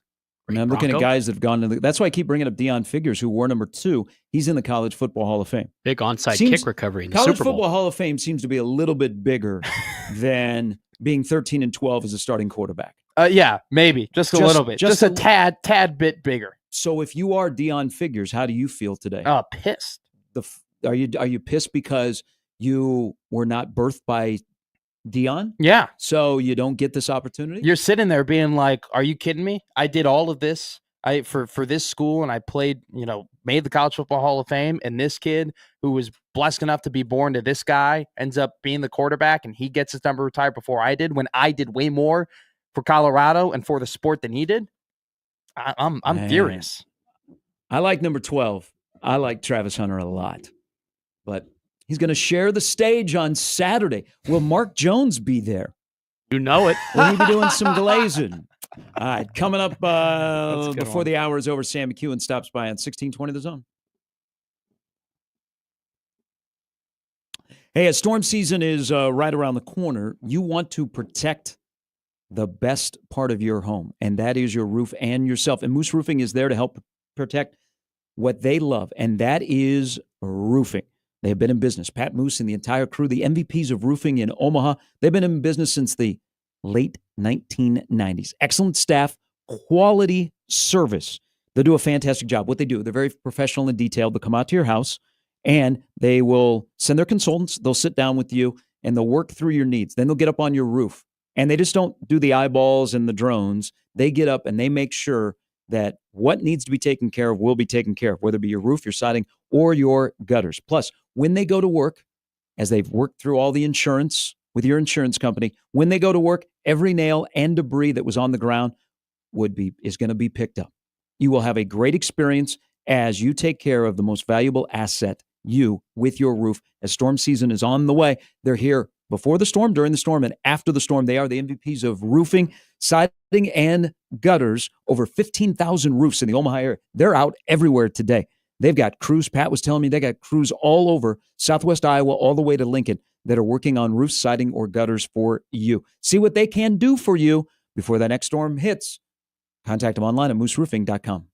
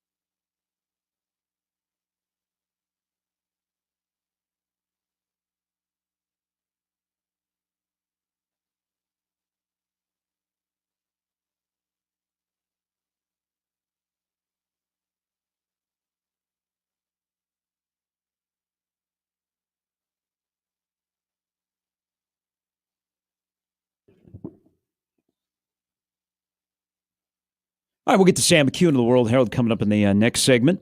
College football may have a lot of twists and turns. We may be upset at dads. We may be upset at money.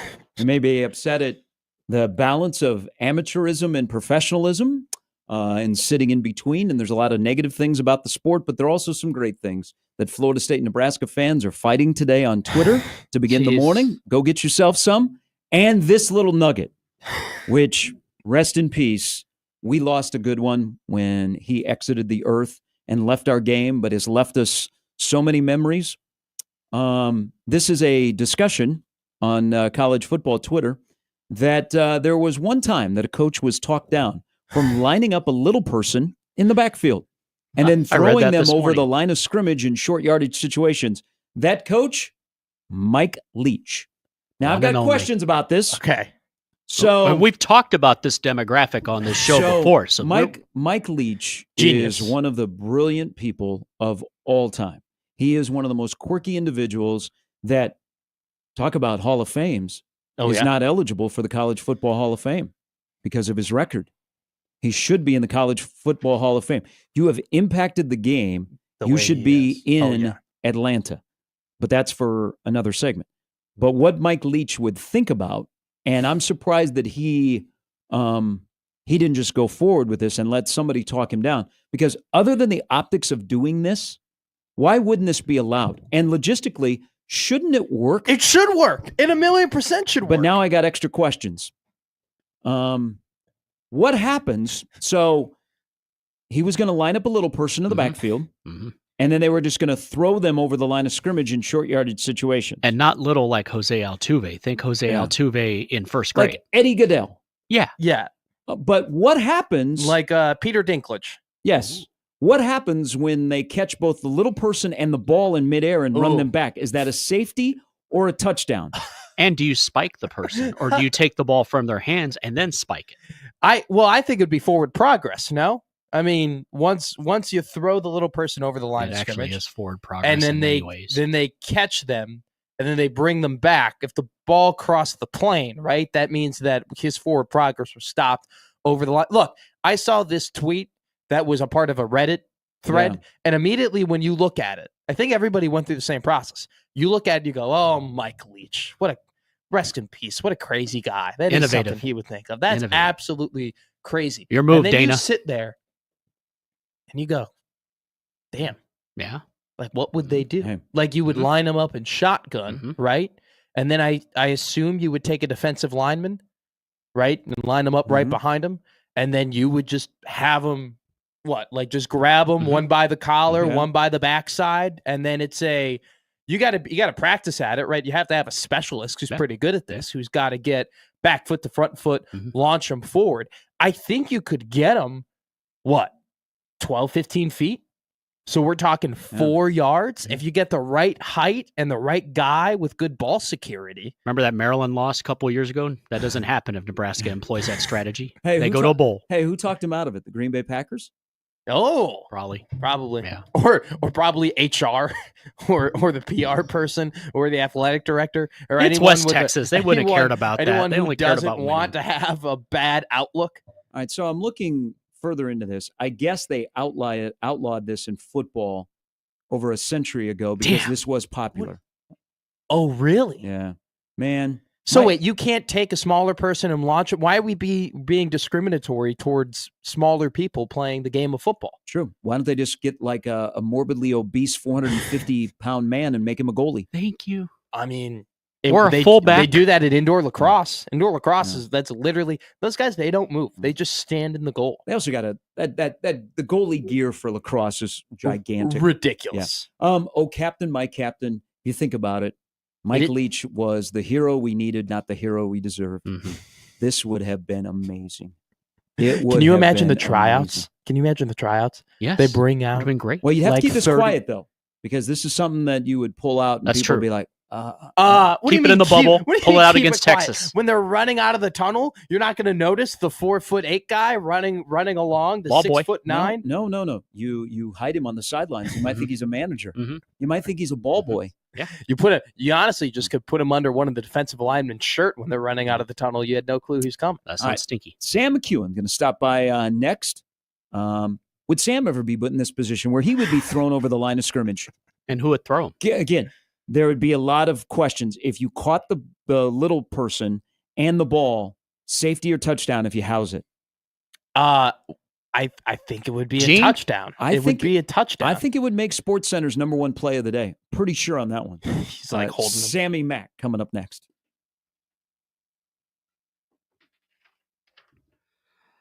While Andy Reid ponders whether that could be a strategy that could work for the Chiefs next season, and I hope it does, Underdog just became one of the best places to make picks during the basketball playoffs with their Extender promo. With the Extender, you can play your way to increasingly bigger boost each round of the playoffs. Underdog is the leading place to make all your sports picks, and you can play now in your state, which is our state. Millions of fans have already won billions making picks on Underdog.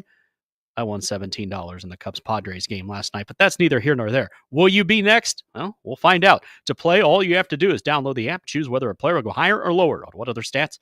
You can choose from the things like points, assists, and so much more. Once your picks feel good and you stop second-guessing it, you can play with as little as $1. If you get everything right, you can win up to 1,000 times your money. If you don't get everything right, you win nothing. So get everything right. This week on Underdog, it's NBA playoff time. I'm excited. My team's not in it, but that's okay. I'm going to win. Download the Underdog app and sign up with promo code ZONE to unlock a special offer of up to $1,000 in bonus cash when you make your first deposit. That's promo code ZONE. Hey, somebody did it yesterday. Shout out to that person. Must be 18 plus in Nebraska, president of the state where Underdog Fantasy operates. Terms apply. See assets.underdogfantasy.com/web/extend.html for details. Concerned with your play, call 1-800-GAMBLER. Visit ncpgambling.org.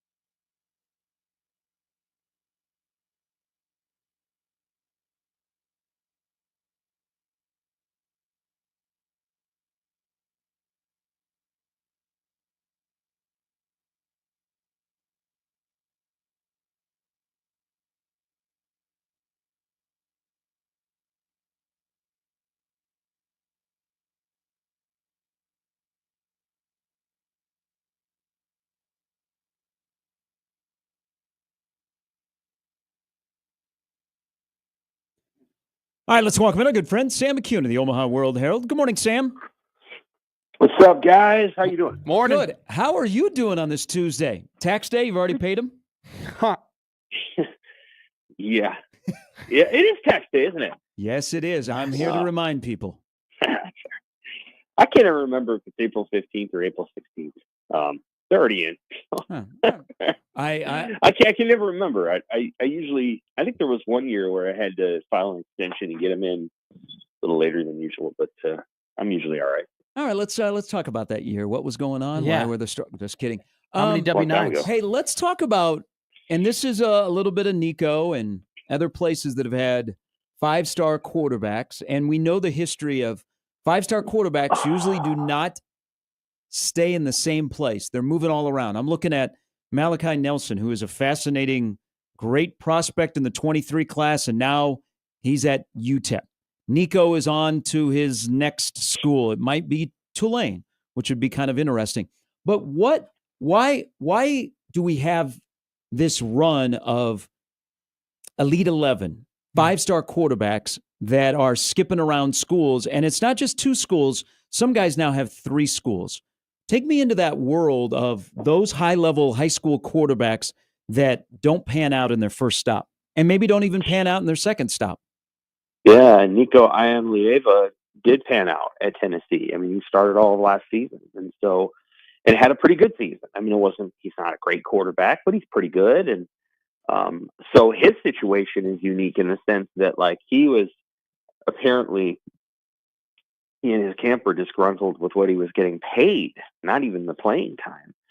But I think this is sort of a byproduct of what we kind of thought would happen, which is when you go to an era that is almost totally a free market, you're going to have people that test their value and are ultimately rejected by the school that they're at. And then, there are quarterbacks out there that move around a lot because they're not getting the opportunity they want at the school that they're at. And so I think Nelson was at USC, then I think he went to Boise, and now I guess he's at UTEP. And, a lot of these guys just want to play. If you play well, you're going to get a chance in the NFL. You probably won't be a first-round draft pick from UTEP, but you might be a fifth-round one.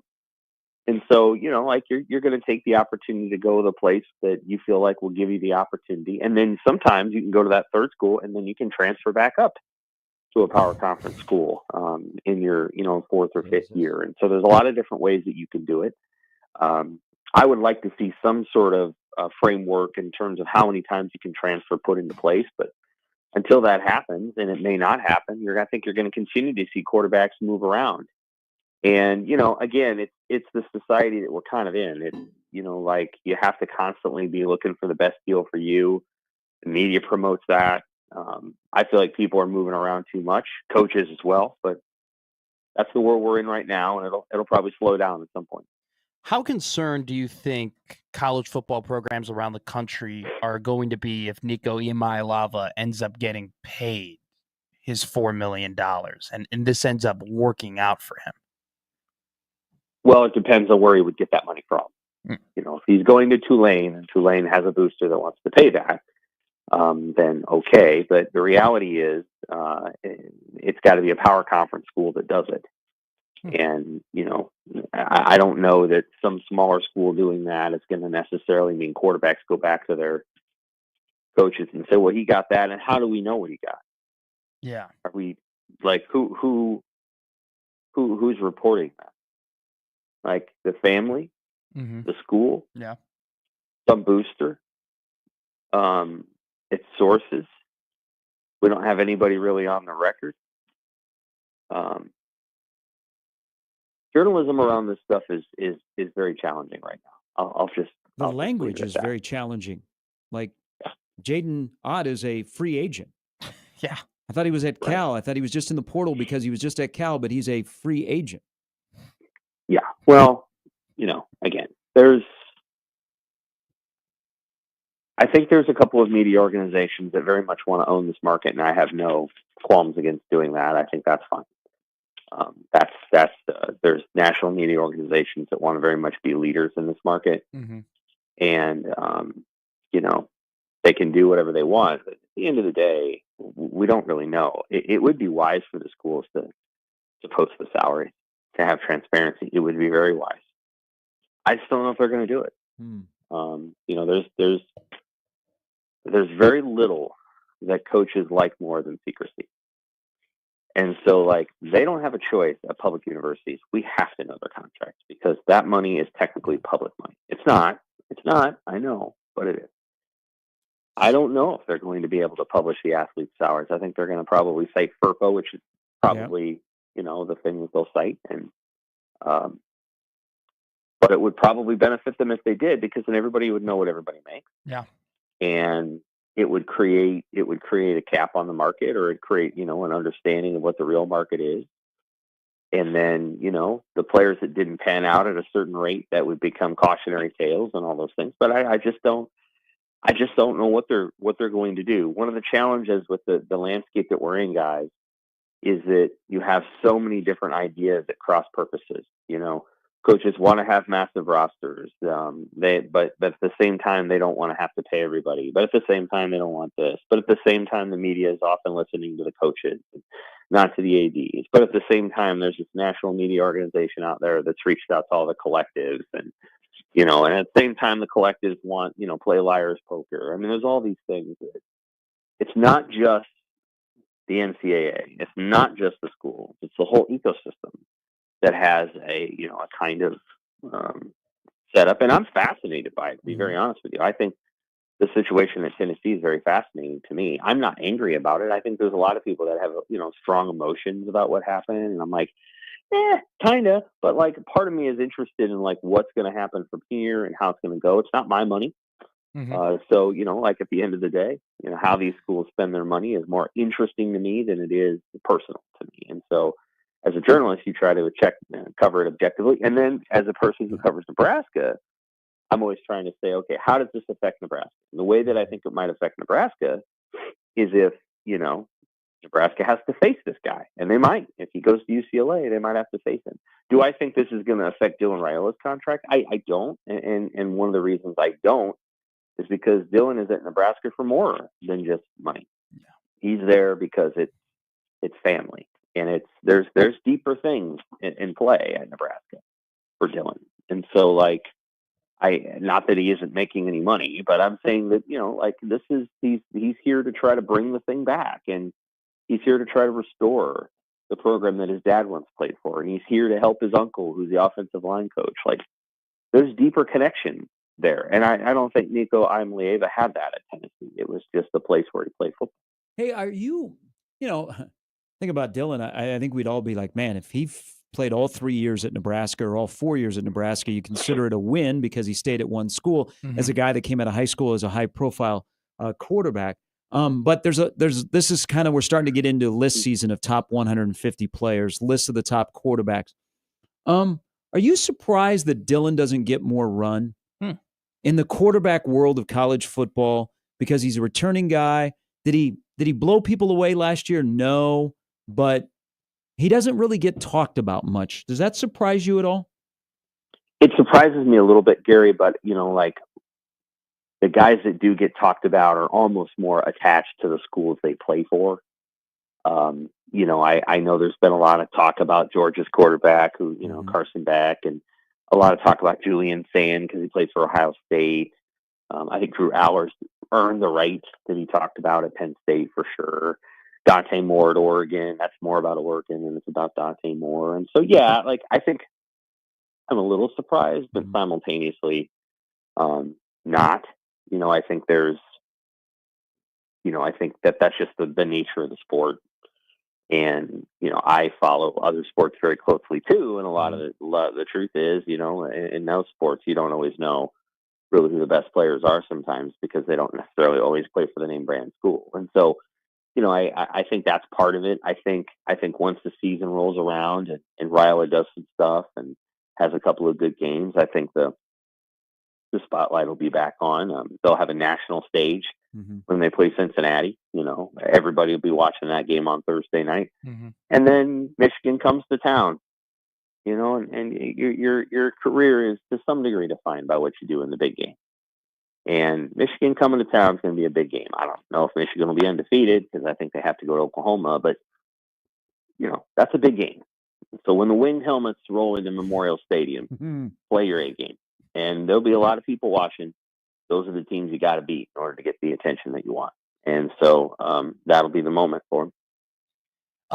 During this whole kind of Nico saga, I went ahead and I was looking at some NFL big boards for next year's draft, right, to kind of see where he fits in. He's currently ranked as the number 6 prospect in all of college football.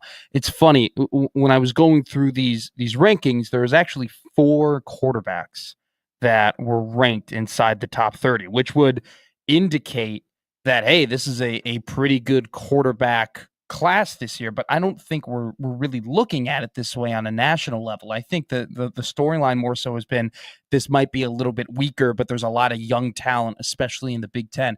Just on a national and even Big Ten, and if you want to throw Dylan into where does he fall in the conversation, what is your outlook on the quarterback situation just in college football right now? So like going into, because Dylan would be in the 27th draft. Yeah. But just in general, just the entirety top to bottom. I think it kind of goes in waves, and so we had an incredible wave last 2 years ago with Jade Daniels, obviously, and Caleb Williams, and I think they're both going to be pretty special players. Personally, we'll see. But we had a pretty special wave there with JJ McCarthy in that group, and now we're. I don't think this coming class is going to be that way, although. Cam Ward's got all the tools. It's more about can he put it all together and be consistent and all those things. But Cam Ward's a good football player, and Shedeur Sanders can be good. I almost feel for him. I feel for him because I think he's going to have to deal with his dad just being everywhere, all the time. And it's just, I think happy things he says is like, what would my dad say in this? Like, I don't know. So he needs to go play for a football team, and he may hold out. You never know. So he could be a good player too. But going forward, we'll see.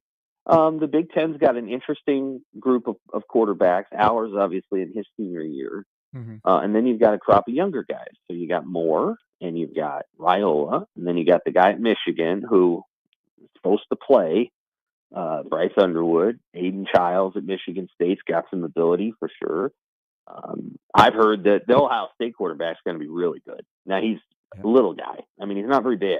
He's 6'1", 185. I don't know, but he's got some game to him, and he can run around and he can throw and do a bunch of different things. So he'll be a little bit different quarterback for Ohio State, but he'll be fun. I don't know. The SEC schools. Yeah. I don't think the SEC schools have been paying as much money for guys. And so I don't know that they've been getting as many guys. Like the schools down there are going to have to alter their approach, or they're going to have to, I don't know. Like, I just don't think, as I look at the SEC schools and the rosters, I just don't think that a lot of the guys down there are probably getting, I think the parity in NIL and the revenue sharing is going to pick off some of these players who would normally be down there. So I'm not exactly sure what's going to happen in that side of the league. Texas has got Arch Manning. Nobody really knows what he can do. So he's done a little bit, though. And so we'll see. The guy at Florida could be very good, but he strikes me as more of a big play guy. I don't know if he can do it down in and down out. So, it's hard to say. Yeah. I think the Big Ten is actually ahead of the SEC, which is rare. But maybe I'm wrong. Maybe the SEC is going to look stronger and stronger as the year goes on. But I think there's been a sea change in college football.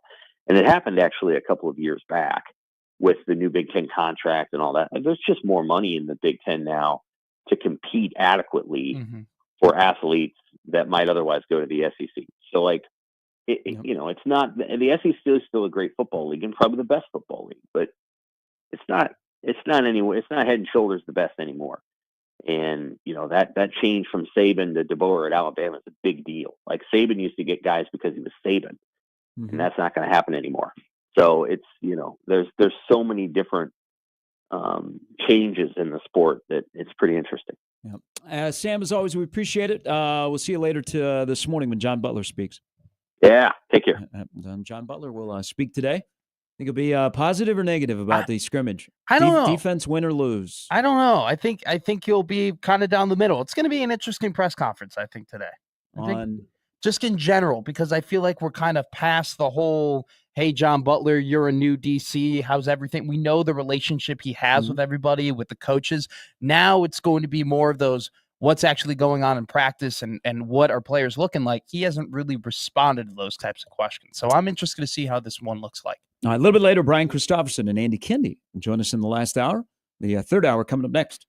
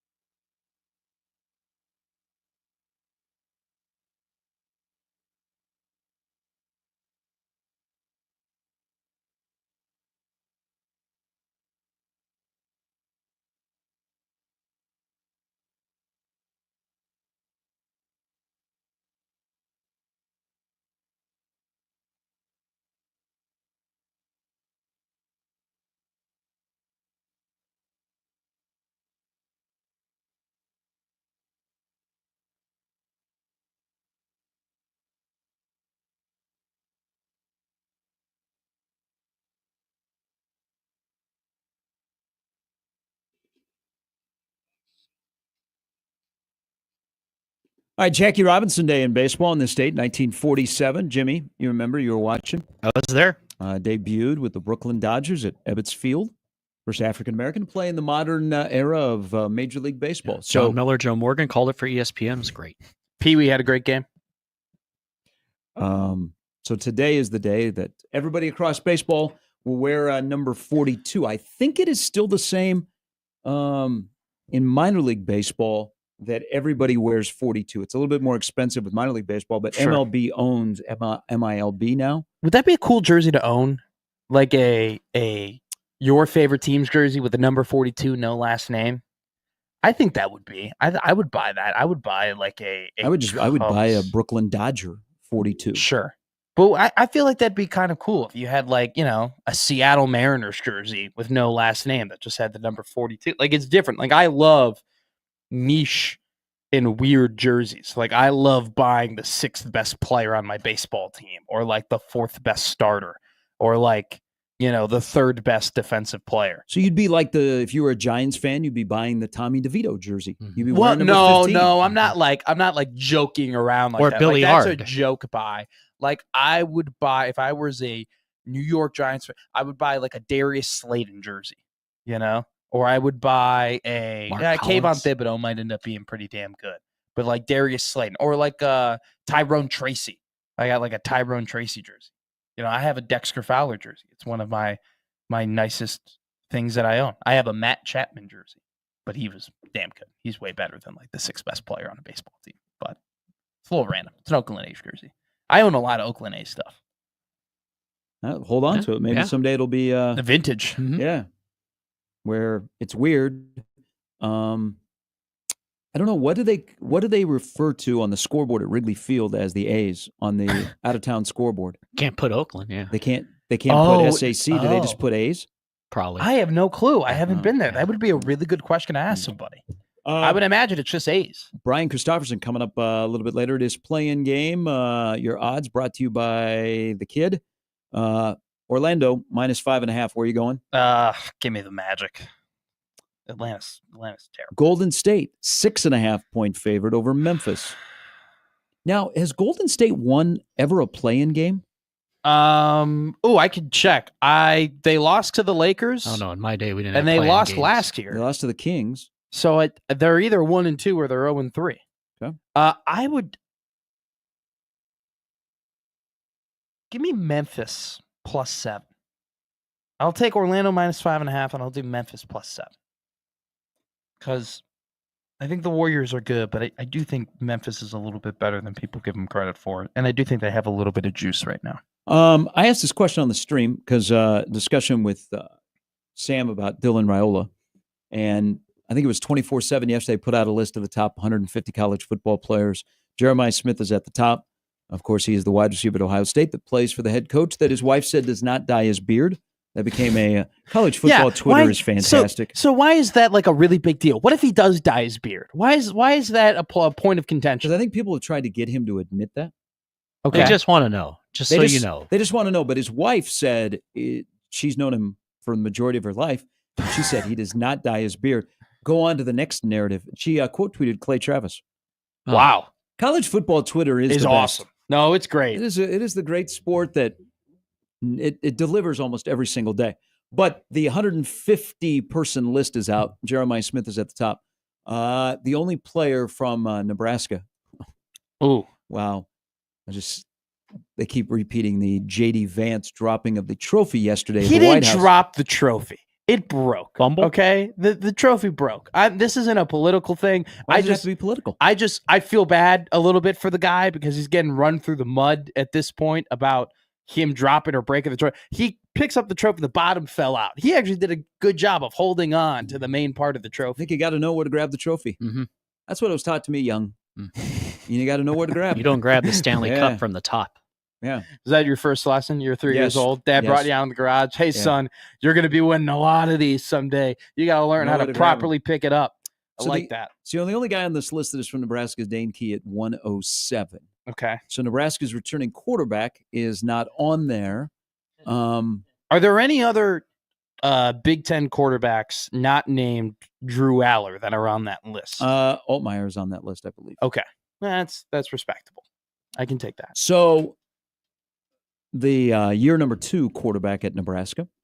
I was thinking about this as Sam was answering a question about Dylan and being a highly ranked high school kid, and he might stay at one place for the longest time, which it's weird how we know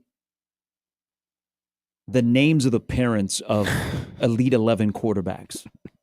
Like I couldn't tell you more than 30 players at Nebraska what their parents' names are. Sure. And most of them are because either they're friends of mine, so I know them, or they played at Nebraska and they're legacies. But it seems like Elite 11 quarterbacks, we know who their dad's name is. So everybody know who Nico's dad is. Okay, you probably didn't know who Nico's dad was. Now you know who Nico's dad is. Yeah. Okay? And he's in his Twitter DMs with Big Blue or whatever the hell his Taylor name is. Martinez's dad, well, Taylor Martinez was not a 5-star, but boy, we knew his dad's name, right? OG. I mean, it just seems like we know the family a little bit more of those high-level quarterbacks. Now, Dylan's a little bit different around here because we know his dad, and his dad, by the way, 54, up on the stadium. But I was thinking about this in a long roundabout way to get back to this. What is Dylan's most memorable play? Not on the negative, but for the good from last year that you remember, a singular play from last year that you remember and you think about often, that he made a play and you went, damn. Because that's how you get attention. Like you have that 1 or 2 or 3 plays, if you're not on a top-level team, that they go, man, that play put him on the map. Did Dylan Raiola in 2024 have a play that put him on the map? That was not a better play by the wide receiver, but a better play by the quarterback. Because there's a couple of throws, like was it Banks or Nair against Illinois right on the side, the kept his feet in bounce. Yeah. There's a couple of throws where the wide receiver made a great catch, either Banks or Nair. And the ball where what Ramir caught the ball against Colorado, like that bumbling football. Skipped off the defensive back of the linebacker. So I have 2, but like one of them has nothing to do with Dylan. Mm-hmm. It was a Jamal Banks catch against USC where it was like a 6-yard comeback route. Yeah. And it was Dana's like first ever play call, and it looked good and it was executed. And I just have that play in my head because I'm like, that's what an offense should look like. Funny enough, Banks again, Ohio State, back of the end zone. I think that was to take the lead or add on to the lead at that point. They were on the 7-yard line, and the play was broken a little bit, and he had to like scramble a little bit to the left, and then he dropped it perfectly in a moving window against Banks. Like I think that was a great throw, and that like proved, a lot of games in that Ohio State play, like when he was scrambling in that Ohio State game, like there are a couple scrambles that he had that I remember that I'm like, man, like that is the progression he needs to be making in terms of keeping the eyes downfield. Were the majority of his like splash plays early? Like he had the throw for a touchdown to, it was Nair against UTEP. Yeah. And then he had a couple of really good ones. He had the back shoulder throw to Banks against Illinois. That was a really good throw. And then he had up the sidelines, because I remember it was Nair caught the ball in front of Bielema. That was a really good throw over the coverage. Funny enough, I think his best throw that entire game was the one that got picked off with Nair, right? He was in the back, like he was getting to the front of the end zone. It was a beautifully placed ball. I mean, the Illinois defender made a better play on it. But yeah, the Illinois game and the Ohio State game are only the really games that I remember him making like damn good throws. But at the same time, that nice touch pass on the wheel route and the pinstripe bowl to Emmett. Yes, but there was another. Ramir. It's funny. No, it was to Emmett. Was it to Emmett? It was to Emmett. It's funny, both of those games that we're talking about that we have memories from, he also has infamous missed throws in those games too. The one to Lindenmeyer and then the other one to Banks on that kind of like cross pick route that they had down the sideline. I don't remember a whole lot from the Northern Iowa game. Like there were just good plays in the Northern Iowa game, but nothing really stuck out to me. UCLA, USC, he had there was one really good throw he had against USC. That was after that Emmett Johnson wheel route that I forget. But I was trying to think of like the plays that he is most associated with. He's not in 2024. And I think by the way, the Illinois game is the one that I came up with multiple ones. I think though, in order for you to be associated with plays like that in that manner, for us to remember, hey, oh my God, remember when he did this? You have to have a high win, memorable season, right? Like some of these games that we're thinking about were like, oh my God, did he have memorable moments? They lost the Illinois game.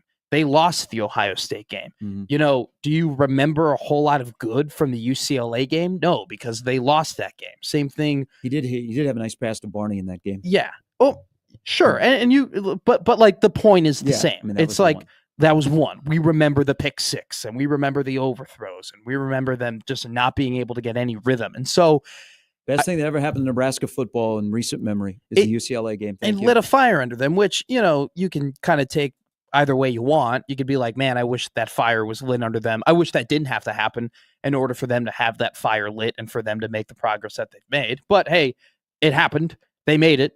Give them credit. They're going in the right direction, more so than they were after that game. But it just, I don't think you're going to get those memorable moments, those like, holy crap, he looked great, or this was awesome, until they start winning games. Because when they lose, you just remember the plays that led to that loss. Josh says the sidearm throw versus UTEP. Yeah. Didn't he have a sidearm throw against UCLA too? I think he had another one against UCLA, if I'm not mistaken. Tommy says on the stream, after mid-September, 15 basically had 0 plays. He played okay in that USC game. Jacob is the 45-yarder. Was it 45? It was Nair, the touchdown. Yeah. That one is getting a lot. Crosses body deep to Lloyd inside the 5. Josh brings that one up. Yeah, that was a good one. So they don't. I remember that Banks. As many that stand out. No, that Banks in the back of the end zone one against Ohio State just immediately pops to me because of like the poise to be within the 10-yard line in a weird, like that's a weird area in general. And like you're playing a damn good team on the road. You need that touchdown at that point. Like the game it's getting real tight. Like the fact that, he made that, but there really aren't that many. There are not that many at all. But once again, it comes back to he was a freshman last year. I think that there were times where his pocket presence really improved. But even toward the end of the year, and this is, I think, the thing maybe we haven't hit on the most, like there were some problems that got solved when Dana came in and became the offensive coordinator. One of those problems that weren't solved was the deep ball. All the way to the end, he had trouble with the deep ball. And if they are going to reach the expectations that we have for them this year, that has to be the number one thing that improved. Okay, so I just looked this up. And I don't know that anybody ever asked this question post of, did Dylan get hurt against Illinois? Okay, so, that was the kind of the narrative. Yeah. So, first 4 games, 8 touchdowns, 2 interceptions. The rest of the season, 5 touchdowns, 9 interceptions. 3 of his first 4 games, he threw for at least 238 yards in 3 of his first 4. Yeah. The rest of the season, only 3 times would he throw for 238 or more. You definitely do have to throw in the competition aspect, though, of all of that, right? Colorado didn't have a good defense last year. UTEP and Northern Iowa are who they were. And then it would have been what? Rutgers? Or was it Purdue? So Purdue, Rutgers. Purdue. So no bowl team, Yeah. bowl team, no bowl team, bowl team, no bowl team, bowl team, no bowl, or in a bowl. And he didn't get. I mean, when he played better competition, he didn't play as well. I mean, that was it at the end of the year. There's a lot of steps that he needs to take. I mean, there's no doubt about that. I think that. Oh yeah, nobody. This is not a discussion to bring that up. I mean, that's clear as day that Nebraska needs to have him take that next jump. Yeah. But this little exercise here is to show you that the first 4 games they're on a really good path. Oh yeah, and then Purdue actually wasn't bad. Well, Purdue, the first half was terrible, but the second half they picked it up. But if you're looking at really 17, sure, you would take 17 of 27, 257 easily. as a day at the office. Easily. And then after that, there were not as good days. And then USC arrived. 71%, 74%, 69%, 73% completion percentage. Yeah, it was that UCLA game, I think, is probably the one that you look at as by far the most disappointing performance that he had the entire year. Because that Indiana game, maybe you can understand it a little bit because, hey, they're hot. They're a damn good football team. They made the college football playoff. You're on the road. They have a good defense, right? You don't play well. You respond back by playing great against Ohio State. But, I mean, that has been the story of this program for the last couple of years is you play great against a great team. You damn near beat them. Everybody's excited for the next game. You're favorited. They were favored to win that UCLA game. And what do? No matter who the quarterback is or the running back was or whatever, anything like that, they go ahead and they lay an egg. And I think that is the game where you look at it, and it sans the whole offensive coordinator situation. He just straight up did not play well that game. What do you think was a worse QBR last year? The Rutgers game or the UCLA game? The UCLA game. Rutgers game, his QBR was 7. Jeez. UCLA 11.9. Jeez. But here's the thing. Isn't it funny? What do you think his highest QBR game was? QBR goes to 134, right? It never was over 100. Okay. But this one is in the 90s. 94. So what game? Oh. Probably UTEP. You and I. 91.8 because he was 17 to 27, 247 in that game, 2 scores and a pick. I just think that, like, man, that Rutgers game, it's funny, right? You say those stats and you say how bad his QBR was. It's funny what happens when you win those games. You just forget about it, right? I mean, when you win, we just forget about the performances. We forget about how bad you were. You're like, no, a win is a win. They came in here. We got the job done. We're moving on to next week. It's when you lose is when we start critiquing everything and really start diving deep into stuff. But Alan has a tweet here at Gary Sharp 1620, and he's spot on. And this was, you got no help from your man in the booth, which could be a movie. When teams stop playing zone and they stop figuring it out. That's the thing that now that they've had a full off season and they will have a spring and they will have a summer and they will have a full fall camp is I think Nebraska offensively will be better on Saturdays. Oh, from yeah. the standpoint of you hope. You script the first 15 to 20 plays, not script the whole damn game. And if anybody makes an adjustment, we readjust. And I think that's the advantage of hiring a guy like Dana is, okay, something doesn't work. What do we make a change? Or you can sense it in real time. That separates the really good play callers, either offense or defense, is that you can sense something in the middle of a game is not right. Or if something is thrown at you that you have not seen or you've worked on in the week, that you're able to get on the board and work on that in real time. Not wait until you get to the locker room, but in real time, work on it on the sidelines. 1,000,000%. And the whole mid-game adjustments of trying to get everybody in front and no. The fact that if you have a guy on the sideline that can break that down in his head on the like you said, while you're doing it. But at the same time, it's like, I mean, this is why you bring in a guy who's had head coaching experience, a guy who's been through this, because Dana Holgorsen not only has had to do that from a offensive perspective, but he's had to do that from a full team perspective as well during his career. He's had to worry about both sides of the ball, and he's not making the halftime adjustments for defense, but the flow of the game as well. But you look at Dylan's stats and the whole top 150 players, if we're going off of potential, hey, who has the potential to be one of the best 150 players next season, then I think Dylan should be on the list. Well, if he's not in the top 150 of college football players returning in 2026, or he's not considered one of the top quarterbacks in the Big Ten, he might not be here. And it's not working. Yeah, no. Well, at the end of next season, yes. If he's not on this list at the end of next season, something went terribly wrong.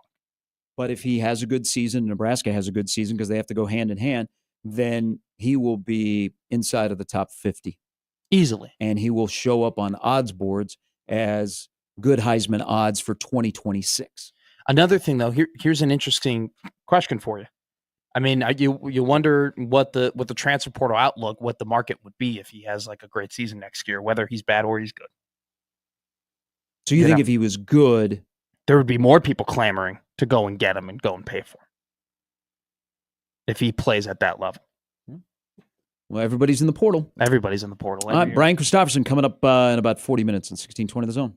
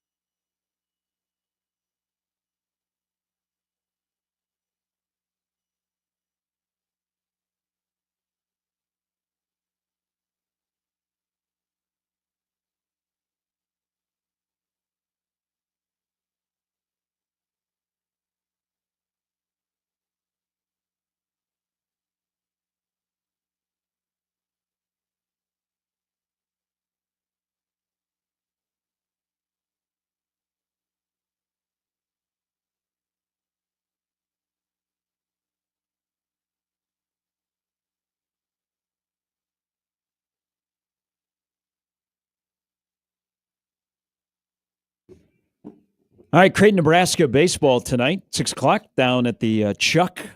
As Creighton won the first matchup between red and blue. They've won 12 of the last 14.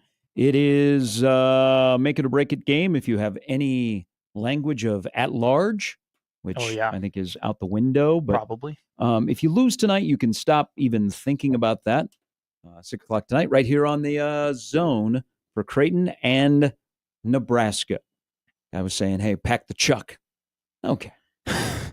I know it's the Chuck. Maybe there's 6,000 to 7,000 people probably tonight. Was it ever like a conversation of calling it the Schwab?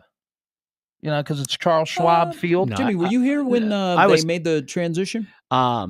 I was told when I got here it was the Chuck, and I was like, "Oh, Charles Barkley, yeah, I got it." So yeah, it's the Chuck. Because when I first saw it, the Schwab sounds like something like a smear of something. Stump the Schwab. Yeah, like when I first came to Omaha for the College Schwab. World Series, and I didn't really know the lingo or like honestly the town, to be honest. Yeah. Like a couple of years ago, I looked at it and I called it the Schwab. And I was just like, you know, the Charles Schwab Field, Schwab's. I like the word People Schwab. are like, it I thought he sounds like died. a nice word. Like, hey, let's go to the Schwab. And then I came here and they're like, no. It's the Chuck. So I mean, I just wonder if there was ever a combo, because if I'm being honest with you, I prefer the Schwab. I think the Schwab sounds a little bit more professional. Just call it the Schwab. I call it the downtown day trader. The mayor said it's the Chuck, so I mean that's coming from. Is that what the mayor said? I don't think she's ever said the Chuck. Yeah, has she? I think she's very politically correct and calls it Charles Schwab Field. Oh, that's no. Has she? I thought you were telling the truth. Fortune 500 I'm always company in telling this the truth. town. I never lie. She called it the Chuck. Well, if the mayor says it, then it's true. If the mayor says it, then we have to say it. That's what they tell me. They will not have as large a crowd in Ord, Nebraska, like they will have tonight. I'm predicting 6,000 to 7,000. I think 6,000 to At the 7,000. stadium, not Ord. Not Ord. Boy, can you imagine 6,000 to 7,000 I was about people to say congregating on Ord? They would not be the happy. town would shut down. So Nebraska Volleyball on their annual spring trip to go play an exhibition are going to Ord.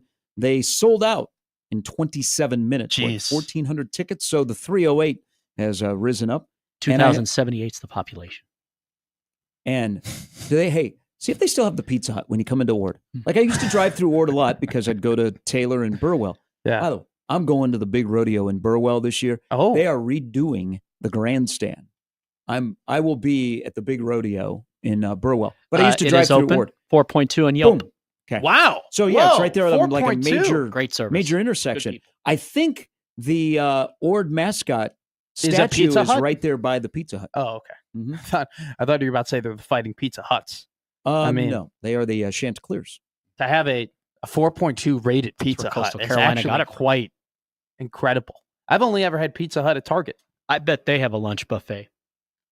because Target has has yeah? partnered with Pizza Hut. So Target has Pizza Hut and it has Starbucks. And so if you ever want Starbucks, if you ever want Pizza Hut while at a Target, you can go and grab that. I've only ever had Pizza Hut at Targets. Quite great, quite incredible, honestly. If you get the breadsticks and like a piece of pizza, I've never been inside an actual Pizza Hut. Well, most haven't nowadays because the standalones are gone, but they are still in business. Are you still like are you a diehard Pizza Hut guy? Do you have a go-to Pizza Hut No. order? No? Okay. I just thought Pizza I'd ask. Hut? I just thought I'd There are ask. so many. There are so many I know, local places here. I No, know. Pizza I Hut just guy. thought I'd We ask. know a couple I just guys. thought I'd throw it out there. I didn't know if you had everybody's got a niche fast food chain. I can't remember that the last they time really, I was, really love. ate Pizza Hut pizza. Neither can I. The Ord Pizza Hut does have lunch and dinner buffet. Although, as they probably call it there, it would be supper. See if it's still open. Brian says no. No. It says that it is. Said it was open. Jimmy said that Okay. it was, and that it's. Is I'm it still double getting- checking. I got to imagine in a place Brian like might be Ord, boots on the the ground. Pizza Hut is the place to go. You got to keep it around. They probably still have the red tablecloths and the red cups. Uh-oh. It is closed. No. No. When did it close? Yelpers report this location has closed. Thank you, Brian. What a Sadness, hit. bad decisions. So is it gonna? So What's replacing it? yeah? Is there anything in that building? Yeah. Probably. What do we get What now? would Tax, I mean? It would taxes have to or- be what, a Chick-fil-A? I mean, that No, would it's be a the small only town. I don't reasonable. think Chick-fil-A is going to Ord. Yeah. You know. I mean, Chick-fil-A's going everywhere, man. I mean, they're taking Ord, over. though. Not Ord. Not Ord. Yeah. Okay. How many people live in Ord? Yeah. 2,700. That Pizza Hut Yeah. might not be like a clinic or something. I don't know. Something You know what? I bet Something it's a simple. bank. A bank. I'm gonna There say you go. it's a bank. Bank. Yeah. I feel like you would be like a villain in Ord if you were to shut down the Pizza Hut and open up an insurance office. I hope that this is what happened. I hope somebody locally opened up a pizza joint in Ord and ran Pizza Hut out of business. I don't know, man. 4.2 stars on Thank Yelp. you, Calvin. That's legit. I mean, unless they were stuffing the ballot boxes. I mean, that's not a hard. That's a hard rating to get. 4.2. But with selling out another Nebraska trip around the state for volleyball, I would hope that somebody in Lincoln, and I hope you're listening, would think about taking your team on the road to practice. So this is my dream. I'm not gonna bombard you with my idea of Nebraska and Creighton baseball playing 3 times, once in Lincoln, once in Omaha, and then somewhere else, whether it be at Brown Park, whether it be in Sioux City, whether it be at Duncan, somewhere. Because I've had this discussion every year, and I'm not getting a lot of people on my side. The people that were on my side have stayed on my side. Other people are like, you're an idiot. And I said, I know that. Welcome to my world. So here's the other thing. As we are doing away with the spring game, and instead we're having spring showcases, and maybe we lose the connection to the fans who love to say no to drugs and come and enjoy a red-white game that they will never remember players or the outcome years later. Sure. So you're losing a little bit of that connection. Other than Breon Carnes. This is my idea. This is my dream. And I don't know if logistically it is possible. Go ahead. And you know what the GBR is like around the state. Yes. It's probably more powerful They like their in team. places like Ord and Grand Island and Kearney and Scottsbluff and McCook than maybe in Omaha. Nebraska needs to do a better job of building the brand in Omaha. Sure. It would help if Omaha kids that go and play football at Nebraska would have success. That's all part of it. You got to shake hands together. But think about this. Foley comes think in. about this. Is you take one of your practices. Now, there's a lot of logistics because there's equipment and there's moving parts. Yes. And you sell tickets to go have an open practice at Buell. Or you go to, Reciprocal, Ryan Held. Mm-hmm. They have really helped out Ryan Held at UNK. What if Nebraska, like this weekend, goes out to UNK at their beautiful field and puts on an open practice that is ticketed, and that money goes to NIL? But you have taken your team out. People can watch you practice for like 2 hours. Because I've been to one of these spring showcases for volleyball, and it is like the Beatles walk into town. That's okay. Awesome. Everyone knows they're in town. It's a big you see deal. the bus coming packed. in. There's people crowding around. They sign autographs and all of that kind of stuff. Sure. I mean, it is Nebraska comes to you. I think if they did this for football, that'd be the name of it. I think if Nebraska did this for football, imagine how big it would be. It would be a logistical nightmare. 1,000,000% So in terms negative. of I'm just saying in terms of the equipment and the staff and the training facilities and having these guys properly ready to go for practice and having the right nutrition and whatnot. Like, they would have to put a lot of thought and effort into doing this, so much so that and by the way, That's why you do it like a still place like UNK that's kind of built for that. They would have, the sleds and the, And but the equipment truck would roll out there. I think Come to that Buell. in terms of They'd be backed up on L Street. actually doing it, there definitely would be some difficulties and like some reasons as to why they wouldn't want to deal with that headache. And they still are doing spring practice and they have to evaluate these guys and try and get the team better. And they could argue that, hey, we can do that much better at our own facilities as opposed to taking the show on the road to UNK. But I do like your point of there are a lot of things that are happening in college football that are disconnecting the school and disconnecting the program from the fans, right? And not so much the fans in Lincoln, but the fans that are spread out everywhere across the state. And I do think, now, do they have to go ahead and take the show, like take a full practice on the road to do that? Maybe not, but I definitely do think there needs to be an emphasis of, hey, showing face at certain places. Because they don't do bringing the team. They don't do the road tour anymore, right? Around the state. I don't think so. Did that end because of the incident in Columbus in the gazebo?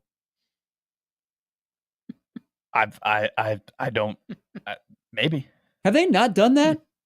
I don't think so. People had a good Not time. since I've been here. People that were on that, they have not done an in-state tour. Great time. I've heard stories. Well, Ed Foley did one tour in the off season and put the N everywhere in high school, high schools, and then and I don't got think fired. And well, Maybe he's that's still why- around. Hey. He's still around. Bill Moose was part of that trip around the state. What happened? He left. Ed Foley went around the state just visiting people on his own. So he got fired. This trip is cursed. This trip is cursed, and everybody who's been on the trip has been fired, and yet you want them to go on it? Are you being a negative guy? I rode in a plane with Bo Pelini. What happened? He got fired. I rode in a plane with a bunch of other coaches. What happened? I got fired. Are you the kiss of death? Just the walking KOD? Trust me. They continued it well after I got fired. But I do think it's a good idea of like, hey, let's go around and do something. Let's actually tell these people, practice hey, rolls into Buell this I don't know weekend. If practice Ticketed would work. I think that would be 7,000 at Buell. If there's anyone in the athletic department right now listening to Pictures your idea, with the their Easter bunny, they're getting a headache just thinking about all of the work that would have to be done in order to execute all of that. They would just be better off at being like, hey, bar night. We're going to this town and we're going to have drinks and we're going to have a good time. Everybody show up. No. How does that help Karen? Okay. She's not going to Mo and Pete's this bar weekend we're out here in Columbus. We'll be at this bar. Come walking on, in a see bar us. like she's Beth Dutton. We're connecting with the community. Hey, I have all kinds of ideas. I still think that Omaha basketball should set up a court and the men and women should have a little like get together in October right there in Stinson Park where like a kickoff jamboree type to deal. the season. You block off streets or Creighton. They get a court. They get a court with baskets and you're downtown in Omaha. Invite Billy. Yeah. I mean, you have a whole celebration. Hey, guys, Josh Dix is out for the rest of the season with a bad asphalt burn. Hey, you got to think outside of the box. Pictures because with Billy, people are, they're checking their income. Mm-hmm. You want to connect with your fans. That's why I think it's great that Union Omaha went to over to Collin and played soccer, or Creighton and Omaha go there and they play an exhibition. Go into a community that loves soccer to expand your brand. Sure. I mean, I think that's a great idea. That's what this whole idea from John Cook was. Not everybody can make it to Lincoln. Not everybody can get tickets to Lincoln because it's sold out. So let's take it to them. It's the same way with Nebraska football. Not everybody can make it to Lincoln. Not everybody can afford to come to a game. Why don't we come to your town and you can get as close as you've ever gotten to a Nebraska football experience? Boom. Rule could be mayor for a day in that town. Well, you could just like the volleyball does on a smaller scale. It's a celebration, and the people in Ord. I mean, they're going to Ord. Yeah, they're going to Ord. These people lost their Pizza Hut. They will never forget this experience. Here's the thing. Part of the reason why I enjoy this combo and I kind of like this idea is this is more so to me about keeping the fans than it is about growing the fans, right? Like, there are going to be Husker fans regardless everywhere across the state. But for Nebraska football to go out and visit these towns, it's more so keeping people around and being like, hey, we're still here. Hey, we're still connected to the state. Hey, we're still connected to you. Yes, a lot of things have changed. Yes, there are things that maybe you don't agree with, that are going on in Lincoln, but we are with you. We acknowledge you. Texter Bernie says bar night in Columbus sounds like a Bob Devaney fundraiser.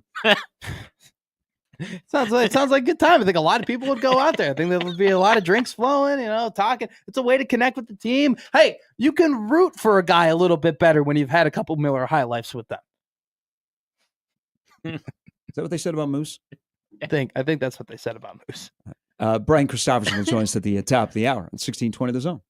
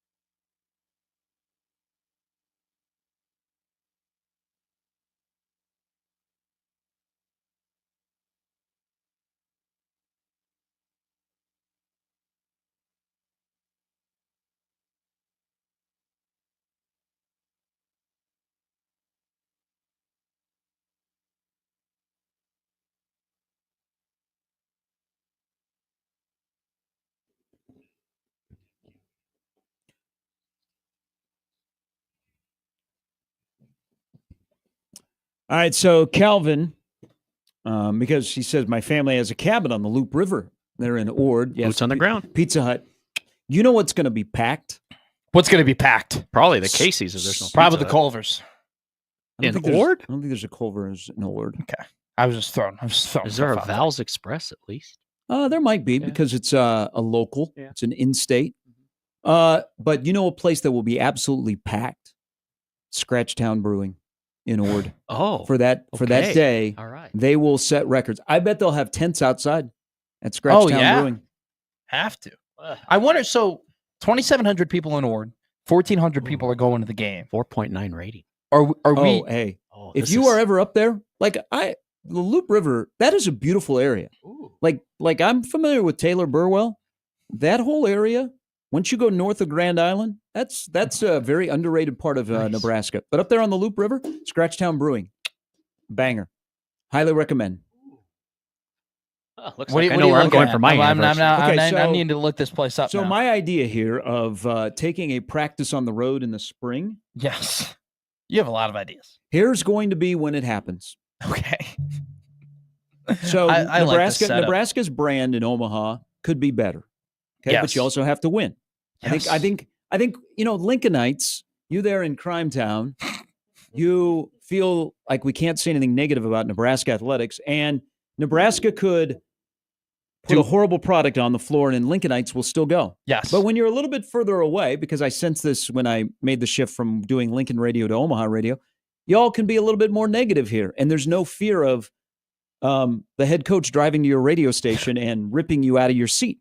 You're getting why is the phone ringing in the studio right now? Now, there are phones available, and it has happened before on this show when a coach is called not happy with something that was said. Sure. But they can't drive. They can't just drive across town and come and get you. Good morning, listener They Matt. can't see us in person. But we are, I think the Nebraska fan base in the city of Omaha is not as, just because you're GBR will, because it's an effort to be a fan in Omaha because you got to drive to Lincoln, especially on Saturday. So, and it's expensive too. We like to, say, okay, what am I getting on my return of investment? We used to not do that. It used to be you were winning and I would do anything. And hey, you're telling me you're playing at the Devaney Center at 7:00 and I don't get off till 6 and I got to go home and pick up my kids. No problem. I'm going to make it to Lincoln. I love you, Danny Nee. Okay.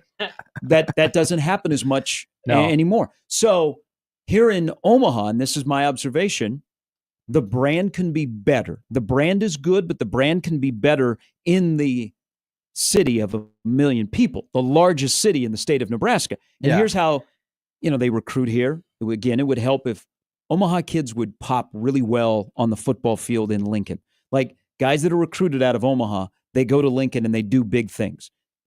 Nebraska has very cognizant of Omaha and getting in the inner city and the connections they have in recruiting with former Huskers that are in the city and on the streets. So they keep them abreast of, hey, this kid's coming up. You got to take a look at him. They do camps here. And that's a big deal because when they do camps in Omaha, it is not like the GAs that come. It is a lot of position coaches and it's some of their names. Here's when this can happen. So your little logistic thing, you can work the logistic. You got a few years. I'll work it for you. The spring of 2028. Okay. At Omaha North's new football stadium. Ooh, I wondered so if it you were opens going in there. 2027. I like So that. play a full fall football season for North at their stadium in 2028. Can you imagine that circus rolling into 36th and Ames to put on a practice and what that would do to North Omaha to have the entire Nebraska football program come to them? It would be great, and it would Put it on the calendar. It would be a big moment, and it would be awesome for that community. And like you said, it strengthens the bond of what's going on in that athletic department and what's going here in Omaha, because all the points you bring up are correct in terms of it is much harder to be a fan of Nebraska sports here in Omaha than it is in Lincoln. At the same time, this is just the truth. Even if they come out here, even if they shake hands, and even if they do a practice and or maybe if they don't do a practice, they do other things to try and strengthen the bond of the Omaha community. None of that would matter if they still go 5-7, if they still go 6-6, if there still isn't any progress. If anything, it would turn into, it's great that you're out here and it's great that, we have these events, but it's like, can you win? I want to win. That's People true. want to feel victory. But They want to taste victory. But do you want your program to go into a shell when they're struggling? That's when they need you more. And so you need to find a way to have that connection, because on the stream there is the discussion about a spring game and how that was the connection. The connection, the spring game tight connection started to erode when they didn't allow little kids on the field to say no to drugs, because you got a chance to go down at halftime and run around the field and hear a football coach who has got a dip in tell you to say no to drugs. I thought you were going to actually give a great point. So yes to skull. You set that up. You set that up like that was you were going to give a legitimate, like, at this point, at this time, this person made a wrong decision, and that's what happened. That's when the spring game became corporate, when we stopped allowing kids at halftime to come down on the field. And now all they do is drugs. And the Connor Happers of the world. If Connor Happer, the little cherubic redheaded Connor Happer, tiny baby Connor, comes down on the field at halftime to say no to drugs, but he doesn't really care, because probably later in life he's going to smoke doobie after doobie. But for that day, he's a little Husker fan, and he comes down to the field, and his biggest memory is he dropped his pizza on the field and he thought they wouldn't be able to play. That's the memories that they created with the Say No to Drugs pledge.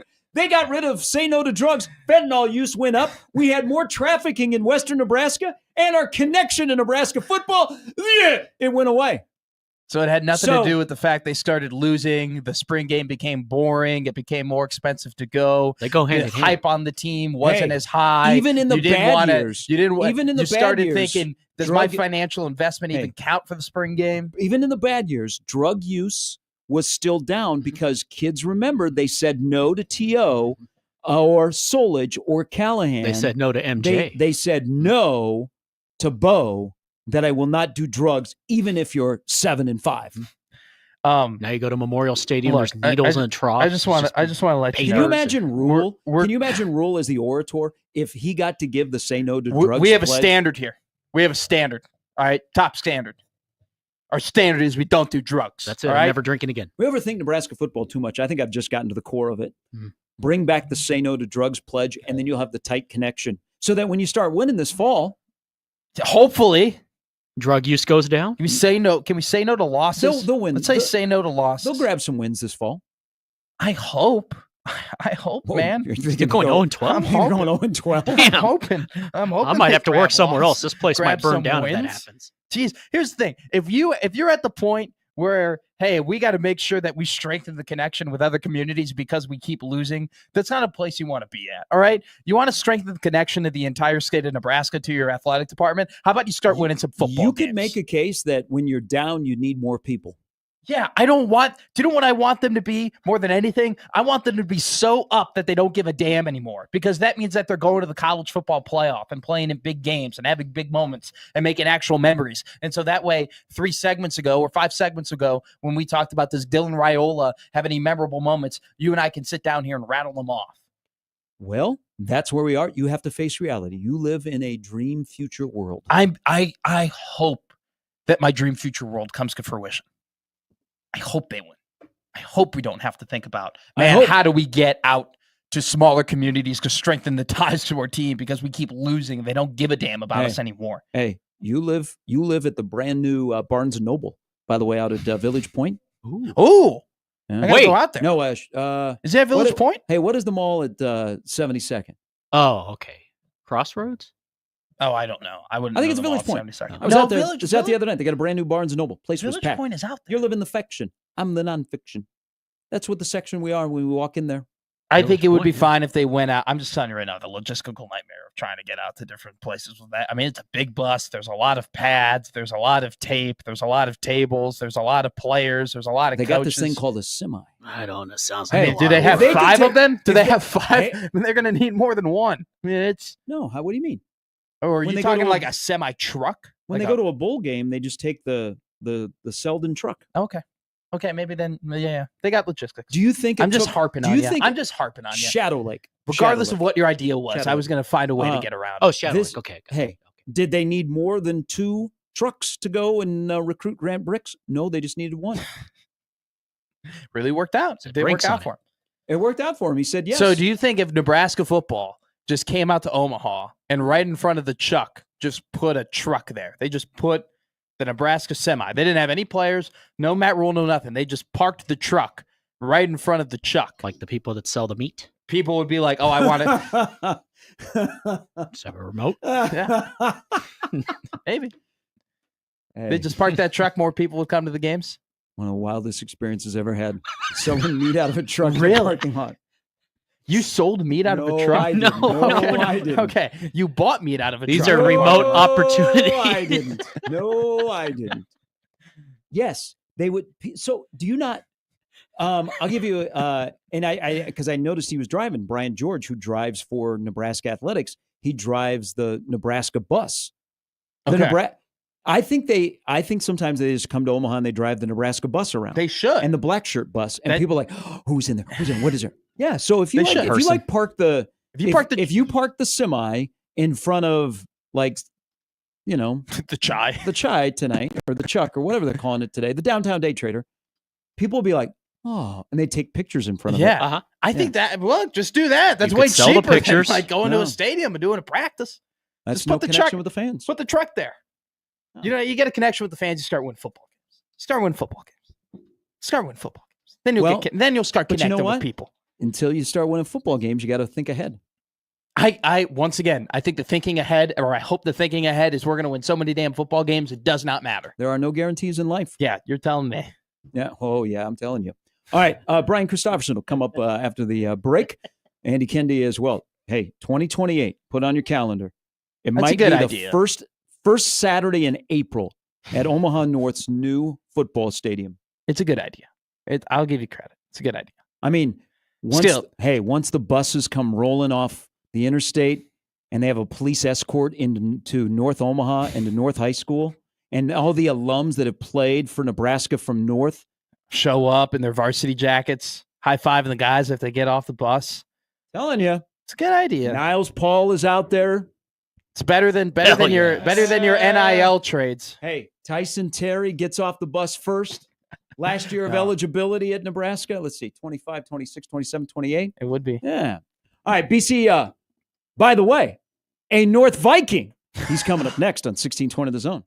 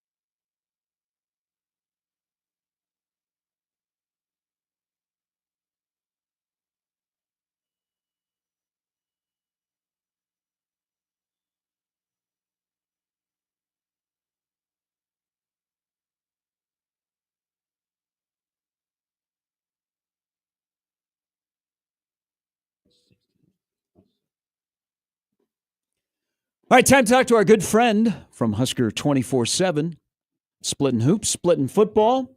He'll have content later today on Husker 24/7. It is Brian Christopherson. Good morning, BC. Good morning. It's all about the content. Hey, I mean, we're all content creators at the end of the day. Yeah, it's become that. That was enthusiastic. Hey, I'm adapting as we go. I know we're going to start being able to cheer in the press box, so it'll be a little bit new. I did not get your thoughts because I have this grand idea from my good friends over at Omaha North. What were your thoughts when this idea that had been around for a while finally is going to happen, that Omaha North is going to have a high school football stadium where they'll have their own stadium on Friday nights? For a North grad, it's incredible because I'm a 99 grad, and it was like just a distant dream at that point. Like, you'd hear it occasionally talked about when I was in school, but it was like, no, that's not going to happen. And it just never seemed like it was in the cards. And, they would bus over and play at Omaha Northwest, and that was fine. And it worked out. But there's just something about being in your own neighborhood, just down the hill from your school. And so when I heard that news, I was ecstatic. And, it's been a really good program too. Since I left, they've accomplished a lot of great things under Coach Martin, and obviously with Tyson coming in and the Jones brothers. I mean, it's been a good run. A lot of other good players as well. But I'm excited for the school. We might hear a little bit about one of the Jones brothers, but hey. John Butler talks today, defensive coordinator, spring football, later on. And he, so far in his press conferences, it's been a lot about, hey, how are you melding with the coaches? How's your relationship with Phil Snow? How's your relationship with Matt Rule? I feel like we're now kind of past those conversations at this point with John Butler. And we're in a time now in spring football where we're trying to figure out who's playing well and who's not playing well. But he's not the type of guy where, he talks a lot about certain players. So what do you think we're going to talk about today with John Butler? Yeah, that's a good question, because I was just thinking about that over the last half hour, thinking about questions that might provoke a response. I don't know if we're going to get exactly what we want. You can't always get what you want, I think, is a song. And this would probably apply, but I'm with you, Matt. That's like the phase we're in now. Yeah. You heard Matt Rule on Saturday say, we could start 5 corners right now, or there's 5 or 6 safeties in the mix. Mm-hmm. And I think we kind of have an idea who those 3rd, 4th, 5th, 6th guys are, but you're to that point where you wish a coach would say it out loud, but I also understand why maybe they won't. So I don't know. I think you prod and you see what you can get. Try to talk about some names. I always think in the first 5 to 6 practices of spring, I understand it's pretty fair from their side. Like, hey, we're just getting going here. Mm-hmm. It's kind of a disservice to everybody to talk about this specific guy or that guy. But, we are to that point where I think you could budge on that a little bit. And Dana Holgerson does that pretty well. Yeah. Dana Holgerson will end up talking you through some moves that are happening. I mean, I think we learned a lot from Dana last week. There was a lot of discussion about who was going to be center at the start of spring. That sort of got cleared up. And, you heard Rule on Saturday talk about the tackles and some of the guys there. So maybe we'll move the ball 15 yards down the field today. We'll try our best. Hey, early enrollees, as now they're going through it straight out of high school and to Nebraska. Outside of Mills and Mosey, are there any other names that you've heard on the regular of early enrollees that have had a good spring? Oh, that's good. The thing with that is I feel like there's some guys who unfortunately are injured who still could be a factor. You think of like Merritt, and I don't know if it'll heal in time or if he can make that run. But Mooberry was coming off that injury, I know, at the end of his high school season, and I think they really think they got sort of a steal on that one.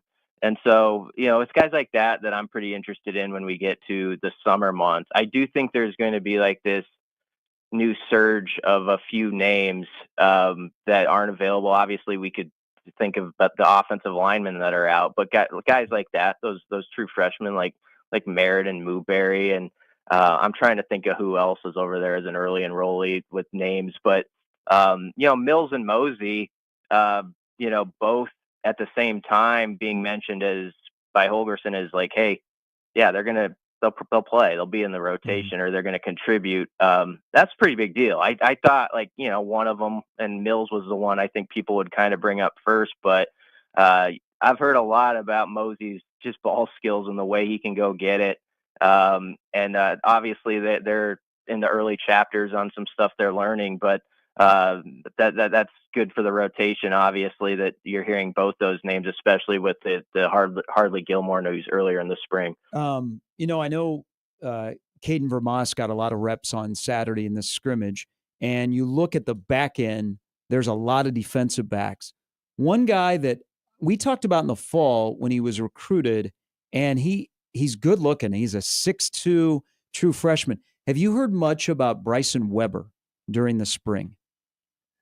I have not heard a ton about him, but I know this is what I know. When we've gone over there, yes, it is a brief sampling, but Phil Snow is coaching those young guys, and you can tell that a veteran coach of 4 decades sees something in him. Just the way he is, like, every detail is like he's either praising him or he's like, no, run it back, Bryson. And he's kind of that name that you just keep hearing when he's talking to it's a group of guys, but Bryson's name's always like at the tip of his tongue. And when you hear a coach like that, specifically, like, trying to bring a guy up to the next level and all that tells you something. I think, if people did Super Six list and all that, he easily could have been on that. He easily could have been a sleeper.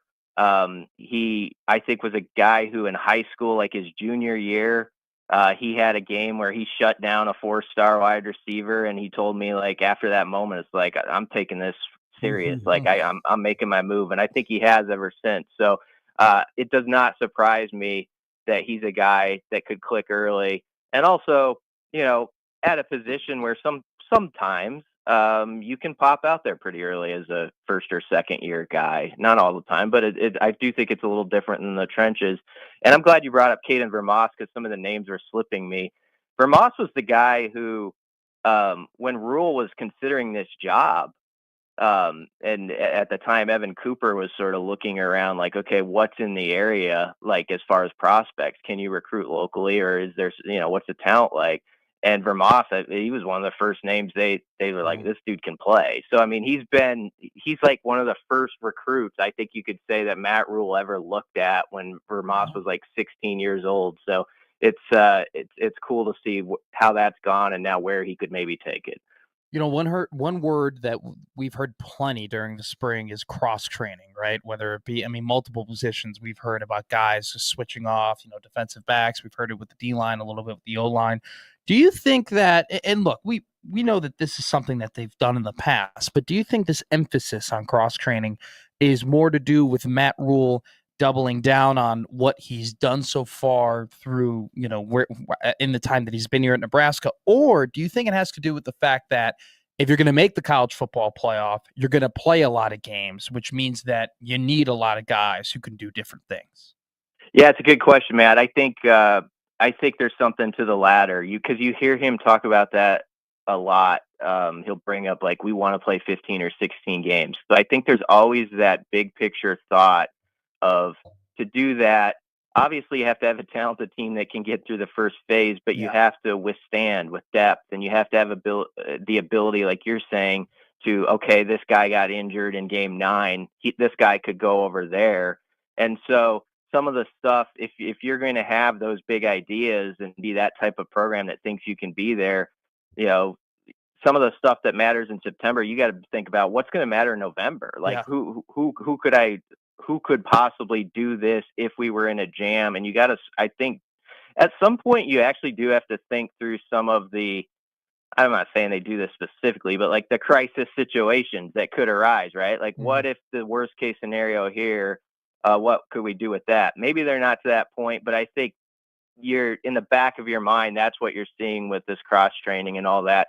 And also just the fact, like he always talks about, like we want to be positionless. Like on defense, for example, you want to have all these guys where you can switch up schemes, and like Deshaun McCullough could do this here, but he could go do that there, and Javen Wright can be very multiple and things. It allows you to not have to sub all over the place, but it also opens up a lot of like different job type opportunities for younger guys trying to prove themselves. And I do think that's important too. On Saturday, when he said, like, we want to play a lot of guys on defense, and it's good for guys to hear that 4 days before the portal opens, So when you have all these different scenarios you could do on defense, and you could say, well, we could use you in this specific scheme on this thing, or you could do that if we switch over to this. I think that's very useful to get in guys' heads before this next 10-day window that could be kind of crazy nationwide. I also think it's a good sign because it doesn't appear on the defensive side of the ball. There's a lot of separation between the ones and the twos. Like there's a lot of 1A and 1B, or if you put out a depth chart, the top line would be or.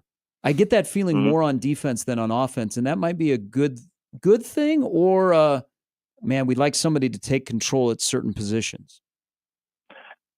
I tend to think it's a good thing. I'm not trying to serve people Kool-Aid, but I think it's a good thing in this particular case, because when we look at this roster and we study it all year, there's so many on defense, especially like second and third year guys. And it kind of goes back to Matt's first question. It's why I think the intrigue now is, okay, let's put names on, like, who are those guys at, let's put it down on paper, like who's really there, along with like the veterans like Sierra Wright and Singleton, all those guys.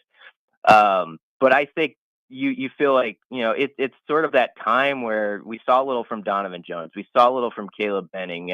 Amari Sanders was a name we even heard last fall camp.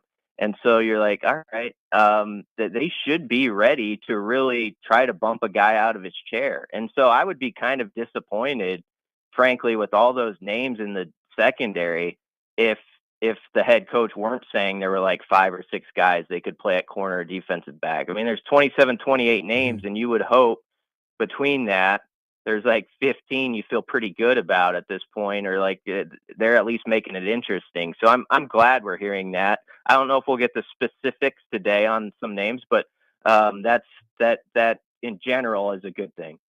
126 guys, 127 guys on the roster. Does that sound 133? It's about right, yeah. Yeah, 133. Okay. There. So transfer portal window opens on tomorrow. Over under, where would you set the line at, and what would you kind of guess where they might be at in terms of departures? For the whole window? Yeah. Geez, that's hard. Yeah, I know. I don't want to. Yeah, it's bad radio to not like set a number, but it's like I don't think as many are going to leave. Is it? Think a lot. Is it in the double digits? You think? Is it in the double digits? Yeah, maybe as far as like, because you have to with some guys who just weren't going to quite make the 105. Okay. Like you heard Rules say, like if this thing isn't settled, like you had like Wednesday, you have to go back to those conversations and say, okay, right now you wouldn't be on the 105, And I've so like he said, he's reading the Ross Dellinger stories. I think a lot of people are, and so the judge was opening up the idea for it seemed like for a while that it could be like a roster reprieve where you could kind of keep the numbers you have. And now I don't know what the latest I read, that didn't look as good. Nope. And so you might have to have some tougher conversations with that. I know there's area schools that have looked at guys too and had their eyes on players. And so maybe there's a nice feeder program in a way, if we just want to talk candidly about it, for some guys to go off and play. As far as guys who though, like this is a guy we think could be on the 2 deep or something like that. I think it's under, I would never just set it at, I'd say 1.5. Like, and I even think that like could be, I just don't think a lot of guys who think they have a shot or on the 2 deep are going to move at this point. I really don't. And maybe I'll be really surprised on that. You heard Rule talking like you've got the resources here. You've got, you can get developed here in 4 years. You know, we're going to be honest with you. Can you trust what someone else is telling you necessarily? Are you sure of that? Like, I think with all that put together, I just think there's going to be limited movement about guys that are going to be factors in 25. I'd be surprised if there is a lot of change up. And unfortunately, there's going to be, and they'll never use this word, but they're going to have to be some guys that are cut. Yes. And I think some guys will go into the portal and then finish up spring ball because at least they're in the portal and then they can have movement. But do you think we will, like, I'm looking at guys that went into the winter portal, they were looking to get a spot and playing time. If I see a frontline guy at a Cal or, I don't know, similar school, if they're jumping into the portal in the spring, I think they're doing it for a paycheck. Do you think we will start to differentiate between the guys that go into the winter and the guys that go into the spring?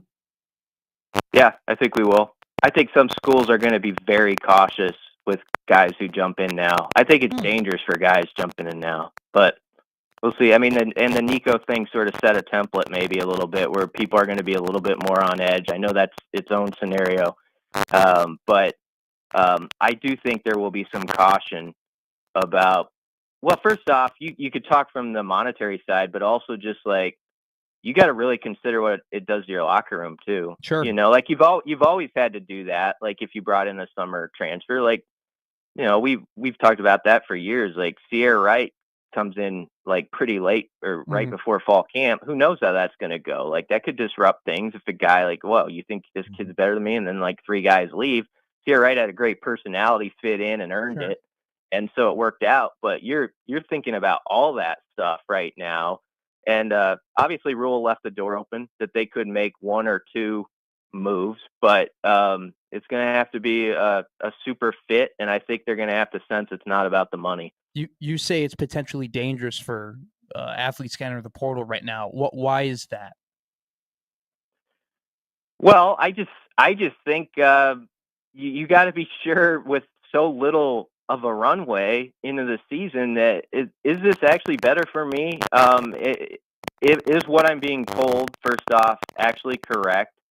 You know, from the other side, and I think it's as simple as that. Like if you're not going to make the 105 or you're not going to play, then yeah, sure, you should look around and get your opportunity somewhere. But if you feel like you're a young guy or you've got a chance to develop in the program, I think that was Rule's message on Saturday is like, fight it out. Like, you know, like if we see something in you that you can be a guy, like you've got the resources here to succeed, and don't be so sure that the grass is going to be greener on the other side of the fence. And I just think guys have to be very careful, the players, what they're getting into, because we're seeing as many situations that backfire, probably way more than succeed. That's if you just want to cut to it. Like the percentage of like success stories after the transfer are far more limited to me than the other side where you're just like, oh, that didn't work. Absolutely. BC, always enjoy the conversation. We got to throw in a little Omaha North. We'll avoid the Twins because right now, they're playing wiffle ball. And wiffle ball, if you hit somebody in the back, they're out. But in Major League Baseball, if you do, it just shows up as a blooper. Yeah, if people want to go watch it, though, the Twins on, was it Saturday, Jose Miranda was actually safe at second base, comes off the bag because he thought he was out. They just tag him out, even though he was safe. So that's Twins baseball in the 8-second clip for you if people want to look it up right now. That gets you sent to St. Paul. Yeah, that's what happened. Yep. Hey, BC, thank you. Yeah, thanks, guys. See, Brad. Brian Christopherson. They had under 11,000 last night at Target Field. Now, the weather wasn't great. Yeah, it was cold. But that's the lowest crowd since the Metrodome days. Really? Yeah, the Twins are 5-12? Yeah, can't score any runs. Juan Soto is hitting dongs. They're hitting Vientos in the back when there was nobody around to field the relay throw from the outfield. There was a lot of bad defense happening in baseball yesterday. I feel like every game that I turned on, there was some sort of blooper or error going on. It truly is April baseball right now. Sad for the Twins because they are for sale. They got a bad product that is on the field. It's cold. Yeah. I mean, it's always the mystery of Minnesota sports teams, why the Vikings play indoors and the Twins play outdoors, even though Target Field is one of my favorite places. Then they had last night the Mets sideline guy, Steve Galvis. Yeah. Oh, see what he was doing? That was great. So he was dressed as a Minnesota Viking last night.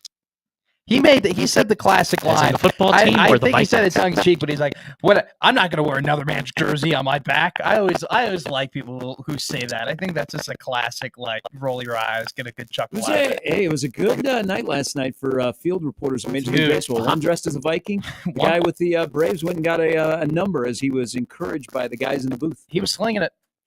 He was slinging it. He's But got again, a good game. But again, a Florida student was at the Final Four of the National Don't Championship smile. game, and she got lambasted. I wonder what the difference was.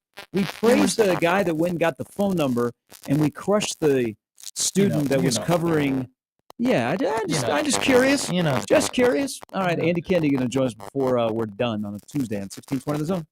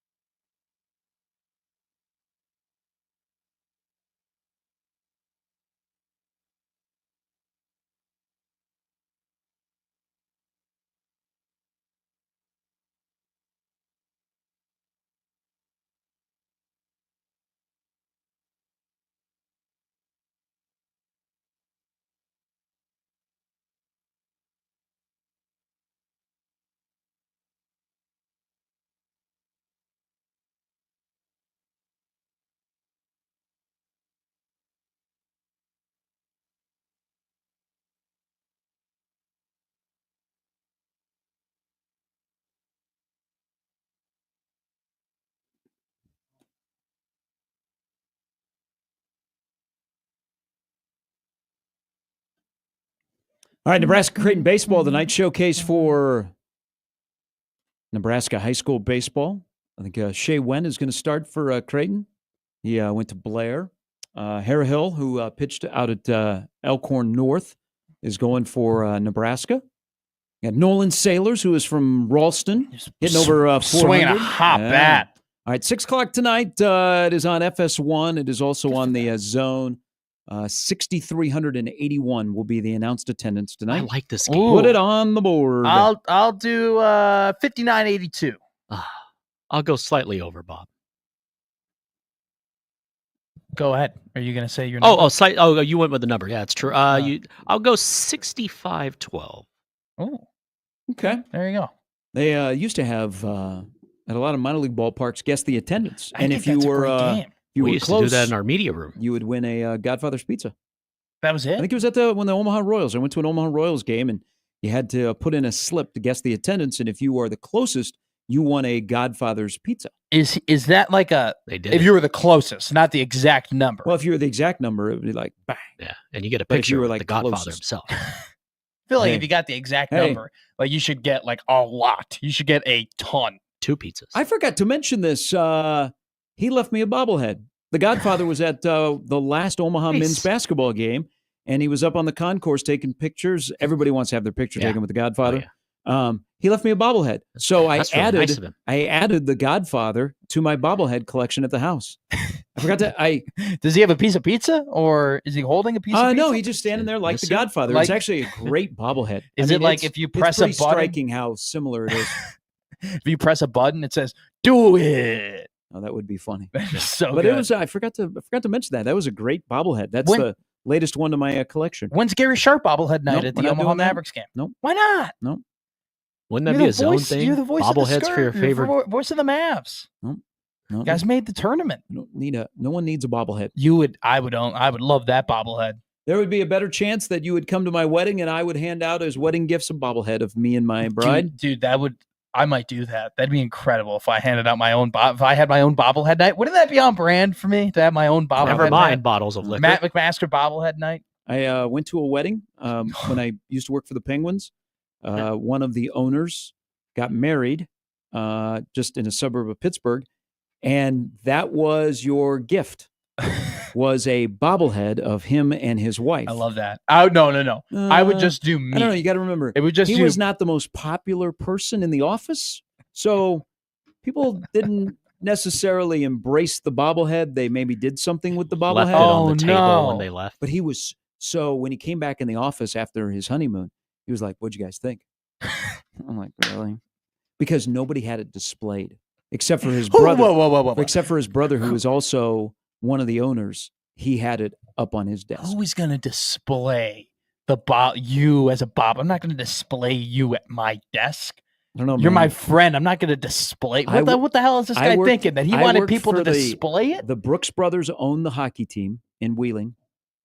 They had this idea that our office in Wheeling should be set up where they had the 2 desks at the front of the room, and everybody's desk faced them. Like school? Oh, that's... No, so they got this idea. That is school. They went and studied business like in Japan or China. I don't know.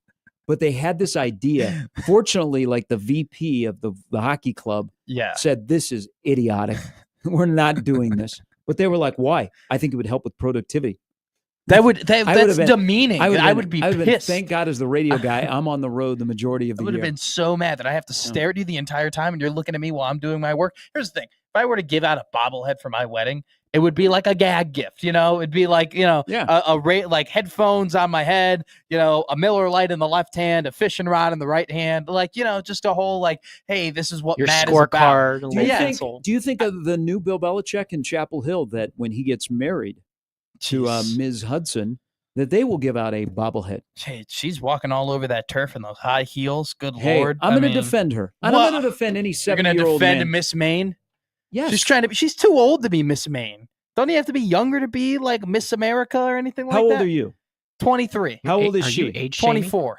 Thank you. What do you mean? I'm not trying to be Mr. Nebraska. Not with that attitude. Come on. Get your expectations up. We believe in you. She's trying to be Miss Maine. Hey. Let me bring you off the ledge, okay? Let me. Let me just put you back down. Life okay? preserver. I'm not jealous. I'm not taking you to the train station here. I'm not jealous. I'm not jealous of Bill Belichick. So what do you think most Miss America pageant contestants, how old they are? I thought it was 10, I thought it was 11, 18 to 22. 12? I thought it was 18 to 22. I don't know. She's running the North Carolina football department, and now she's going to be Miss Maine. I'm going to defend her in any 70-year-old man out there that is dating a 24-year-old. Because you know if who you are. Yeah, it's Bill. If you want to be happy, be happy. Okay? You know what? Happiness comes in a lot of different flavors. Yeah, clearly. Okay? You may have it on the front end. You may even have it on the back end. Okay? But I'm you're having all for it. happiness. And if he wants to date a 24-year-old that he met on a flight, good for you. You know what? Maybe he's part of the Mile High Club and we don't know. And we're like, go get him, Bill. But you know what? They look very, very happy together. Now, I'm going to defend her because video was shown of her at the spring showcase in Chapel Hill. She knows ball. She was, yes, and she is pretty involved in the football program. Pretty involved. Or she is helping her boyfriend, who is 70 years old and doesn't have the technological ideology that you should have in today's world of college football. Phones came out when he was 52. So people jumped on her, okay? They jumped on her. They got upset at her. Bill did. No, he was like, please help me. She is involved in their video production of the series they are doing on North Carolina, and she was helping Bill so that his microphone was properly on and affixed. People jumped on her and said, what is she doing? She's running the show. She was actually just being a really, really good girlfriend. She was helping her 70-year-old boyfriend make sure that he had all the equipment and the equipment was working. I applaud her for that, and people wanted to crush her. You know what? We don't even know much about her. She trolled the Atlanta Falcons. We liked her, right? She was in the Dunkin' Donuts commercial, and she went, we liked her, right? Why all of a sudden did she get crushed because she was doing her job? This girl, which is a big thing with Bill Belichick, didn't know what life without an iPod is. Okay, she was born in 2001. All right, she literally, Bill Belichick, when he got an iPhone, was like, "What the hell? What the hell is this? What is going on?" Bill Belichick thought the world was going to end in 2000, and his future girlfriend hadn't even been born yet. 2001 was fun around here. That's okay. It's just weird, and it's a weird situation. I'm going to be the voice of reason. That are having kids with 29-year-olds. She's running that football department. She's in on every email. She's not walking all over the field like she owns it. She was helping out. She's actually working. She was helping the video, and she's trying to be Miss May. What's wrong with that? What's wrong with that? Yeah. It's just crazy. I wanted to be the voice of the Spurs when I was a kid. Just crazy to me. Yeah. Did she grow up being like she was watching the 2009 Super Bowl as an 8-year-old and was like, yeah, that coach right there, that's my man, Mike Tomlin? So you don't want people to be happy in relationships? Is this just that's your the own takeaway. Personal thing? I cannot believe I'm the one getting cornered here to because you're crushing. Like I can't believe she wants to be Miss Maine. She's 24. She's over the hill. There's a. I'm surprised she's not asking for Social Security. She's a year older. How is she not out there beating the drum for universal health care for us Americans? She remembers 89-cent gas in the summer of 01. She's only 13 months older than me. Shit, hey, walk away from the ledge. In elementary, that's a big But there's gap. another thing that I thought about North Carolina because they're 58 years or 48 years apart. That's okay. That's crazy. My grandparents were 7. He could literally be her grandfather. But he's that would not. Be incest. He is. Yes, her boyfriend. He is. Her boyfriend. That is so weird for Bill Belichick to be a boyfriend and not like a husband. You know, 72. Wow. Everyone's got to or get like married a granddad. You know what? Sometimes your spouse passes away. You become a widower, Well, and then you get into a relationship, and you're a girlfriend and a boyfriend. It's weird. All right, and it's weird. crazy. It's crazy. Sometimes those people actually meet in person, and they ask each other out in person. Which your generation, you just want to. You know what? Your generation needs to go. I'm the one exempt from it. Needs to go drink I'm exempt. More. I'm exempt. You know I'm exempt from it. That's good advice. Your generation needs to go drink more because you know what? We need more young people like yourself interacting and asking people out in person. Women like to be asked out in person, not via their phone. So I hope that you start drinking more so that you go out and meet people at bars. And don't stay at home and drink. And you and Teddy there, your roommate, you swipe and you go, nah, Nah, You know my roommate's name. It's not Teddy. I'm protecting his identity because I don't know if he wants to be affiliated with you. Dan. His name's Dan. All right, he's gonna have to be. Whoa, it's an inside job. Dan, you didn't tell me up there. He's gonna have to be affiliated whether he likes it or not. He's a part of my career now. You're crushing a 70 to a 24. Yes. What do you mean? You're looking at me like I'm the bad guy. It's crazy. Like he's it's crushing stupid. things. What if you were dating a 70-year-old woman? I would not be. How do you know? What if she is everything that you want? Okay, you really need to watch she's The Graduate. She's a Cubs fan, but also likes wearing multiple hats. Okay, she likes Husker sports. Do you think I'm a narcissist? She likes the Bears. Do you think I'm a narcissist that I have to date someone who's just like me? I'm the type of guy where it's like, no, you have to be a carbon copy of who I am as a woman for me to date you. Because you have shared your past, what didn't work out, and she was not like you at all. So remotely. I got you. She was way prettier and way taller. Just call her Drake because she's not like us. At the end of the day, okay, this is probably terrible advice, but young people, you need to drink more. You need to go to the bars. You need to interact with people in person. Women want to be asked out in person, not via their phone. Thanks, Coach. Appreciate it. Go get him. I'll get him this weekend. I'll get him this. We're going to drink more. Think about it. If Bill, he didn't find Ms. Hudson on the phone. No, he found her in person on a flight. He had the guts to go. You know how many rings I got? No, I bet he was very. Would you like sweet. one? Would you like to wear one? Oh, that's a power move to wear your Super Bowl. Charlie rings Weiss on. tried that with recruits. That didn't work. Should ask Josh Odson if I could do that. If I could steal some of his rings and go to bars and be like, "You want to wear it?" I did that when I was going to school in Lincoln with a Letterman's jacket. It does work. Bonefish Grill tomorrow evening. Be there. We'll see this all in real time. All right, Andy Kendi coming up next on 1620 The Zone.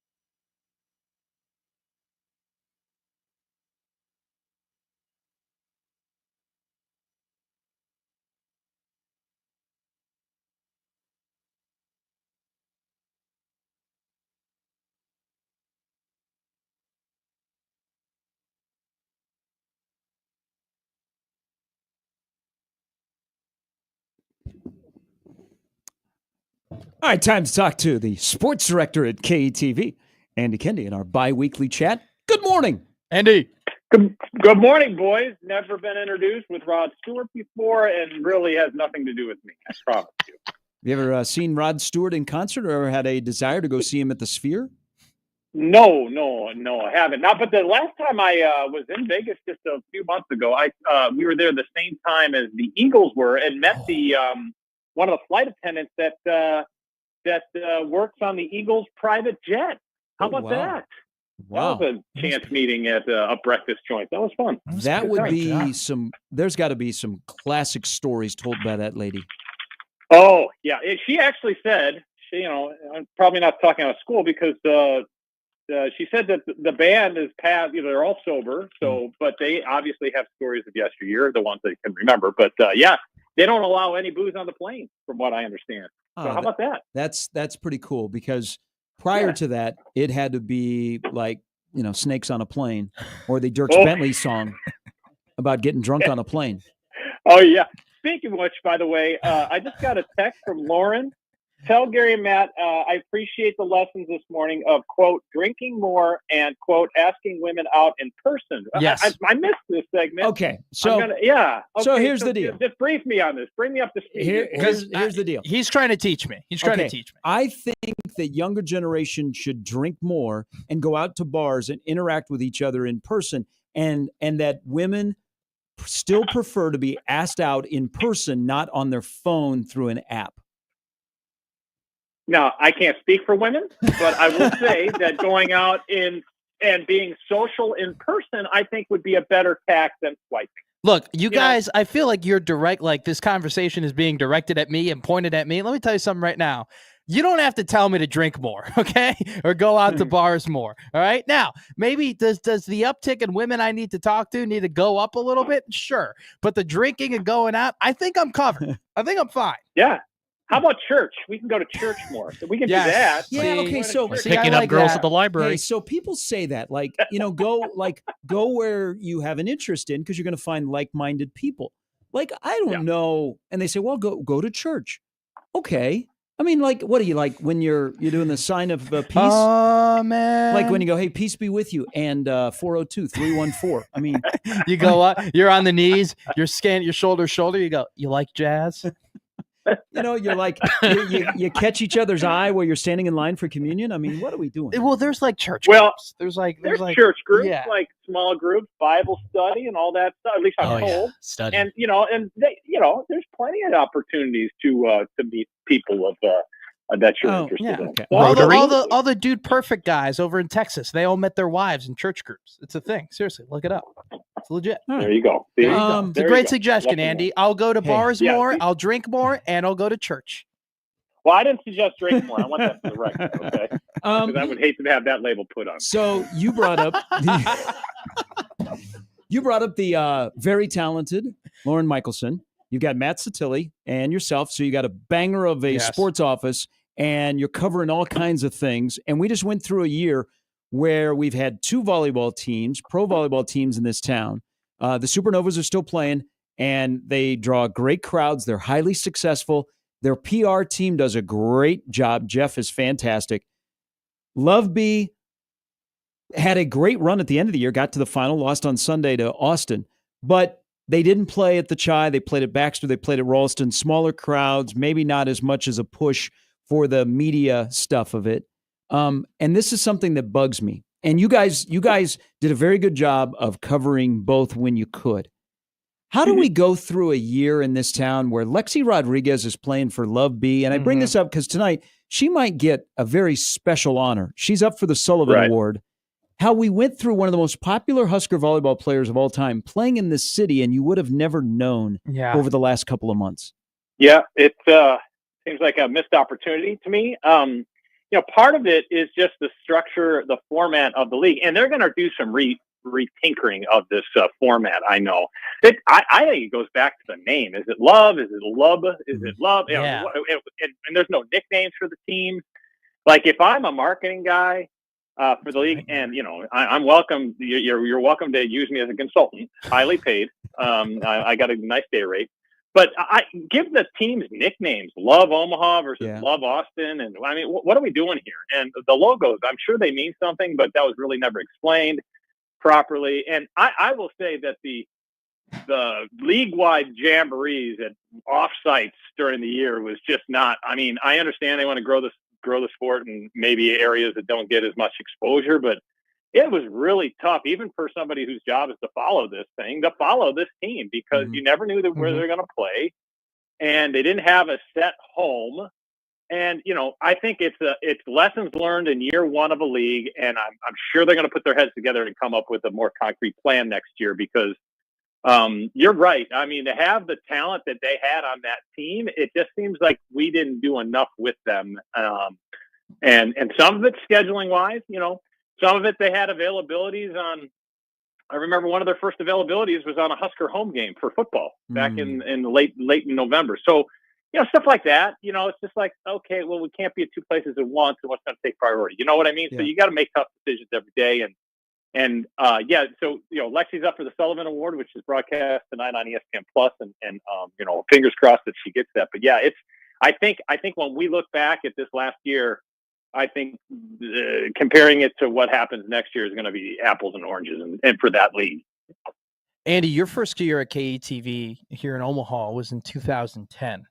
Greg McDermott. Well, let's go back down the path. Greg McDermott began his coaching career here in Creighton in the 2010-11 season. So you've been here since the beginning when it comes to Coach McDermott. Talk about just overall the journey that you've seen this program taken, and now your reaction to this era coming to an end.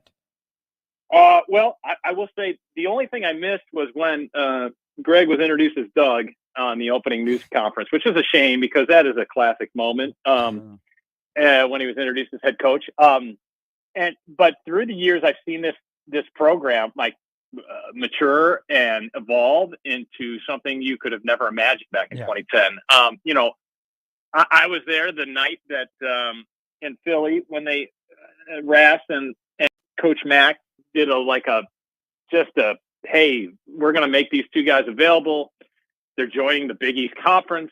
Have at it, and you got 10 minutes with them. This was on the eve of the NCAA tournament, and to see, there were skeptics, no question. Sure. There were skeptics to see how Creighton would be able to survive in this kind of big time basketball league per se. And I think they've not only done well, they flourished. And I think now, given the current landscape of college basketball, Mac has put this program in position where they're not only contending every year for Big East championships, but they're also putting themselves in position to make deep runs in the tournament every year because of their positioning with NIL and what they can do and other football centric schools can do. So I think, and then furthermore, not only the players he's brought in, but also now the coach in waiting with Coach Huss. And I know some people out at High Point, and they were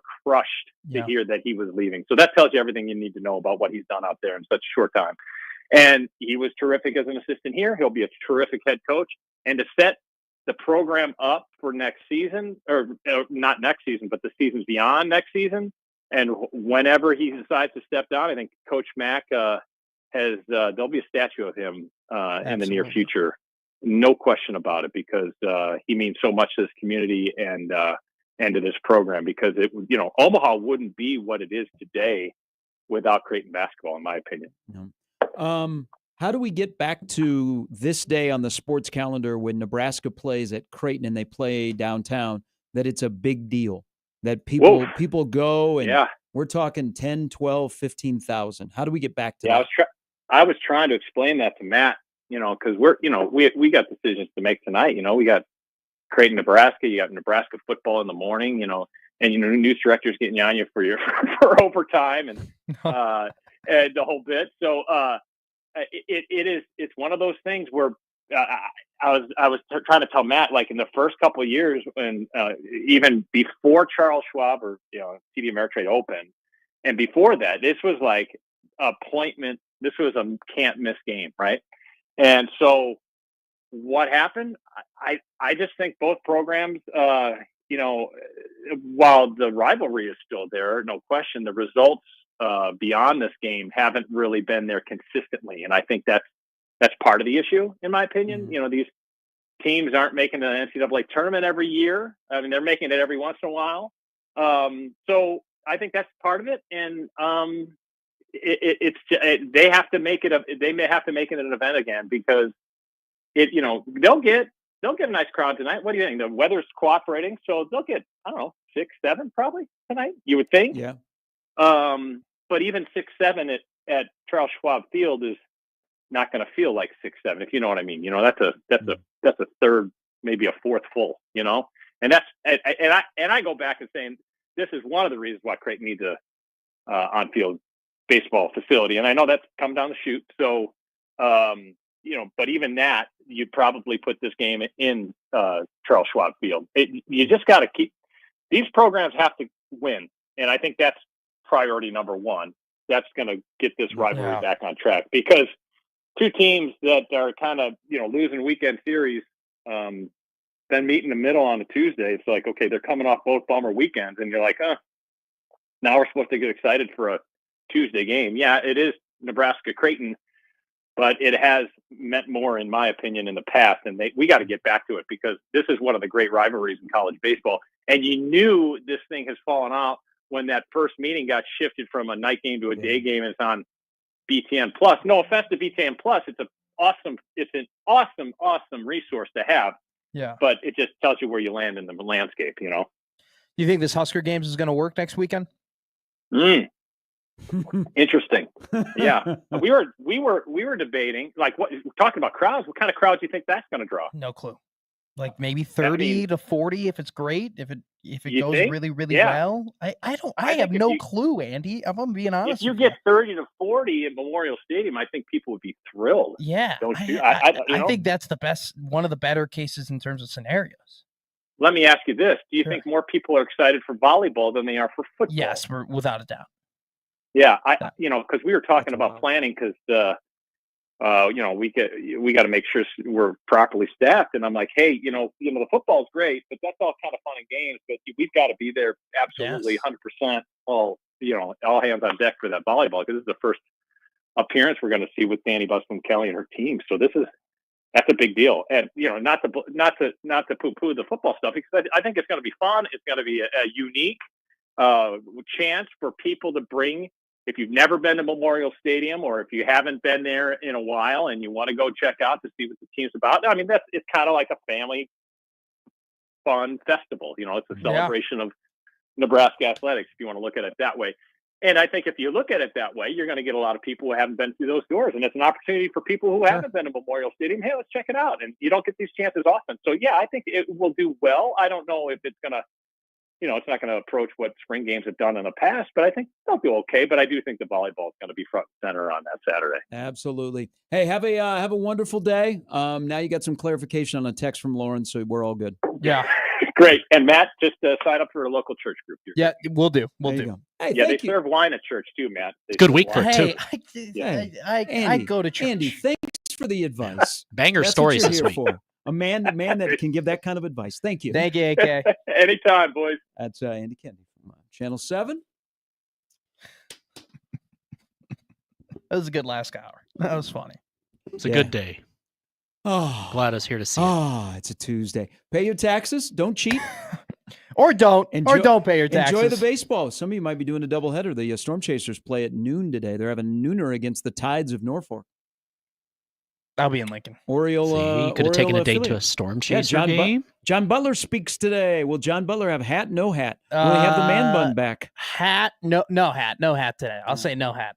All right. We'll recap a busy Tuesday when we rejoin you in 20 hours. Are you swaying? I am. I'm in a good place mentally right now. Just keep holding it for another 10 minutes. Yeah. Crossover's coming up next. We'll talk to you tomorrow at 6.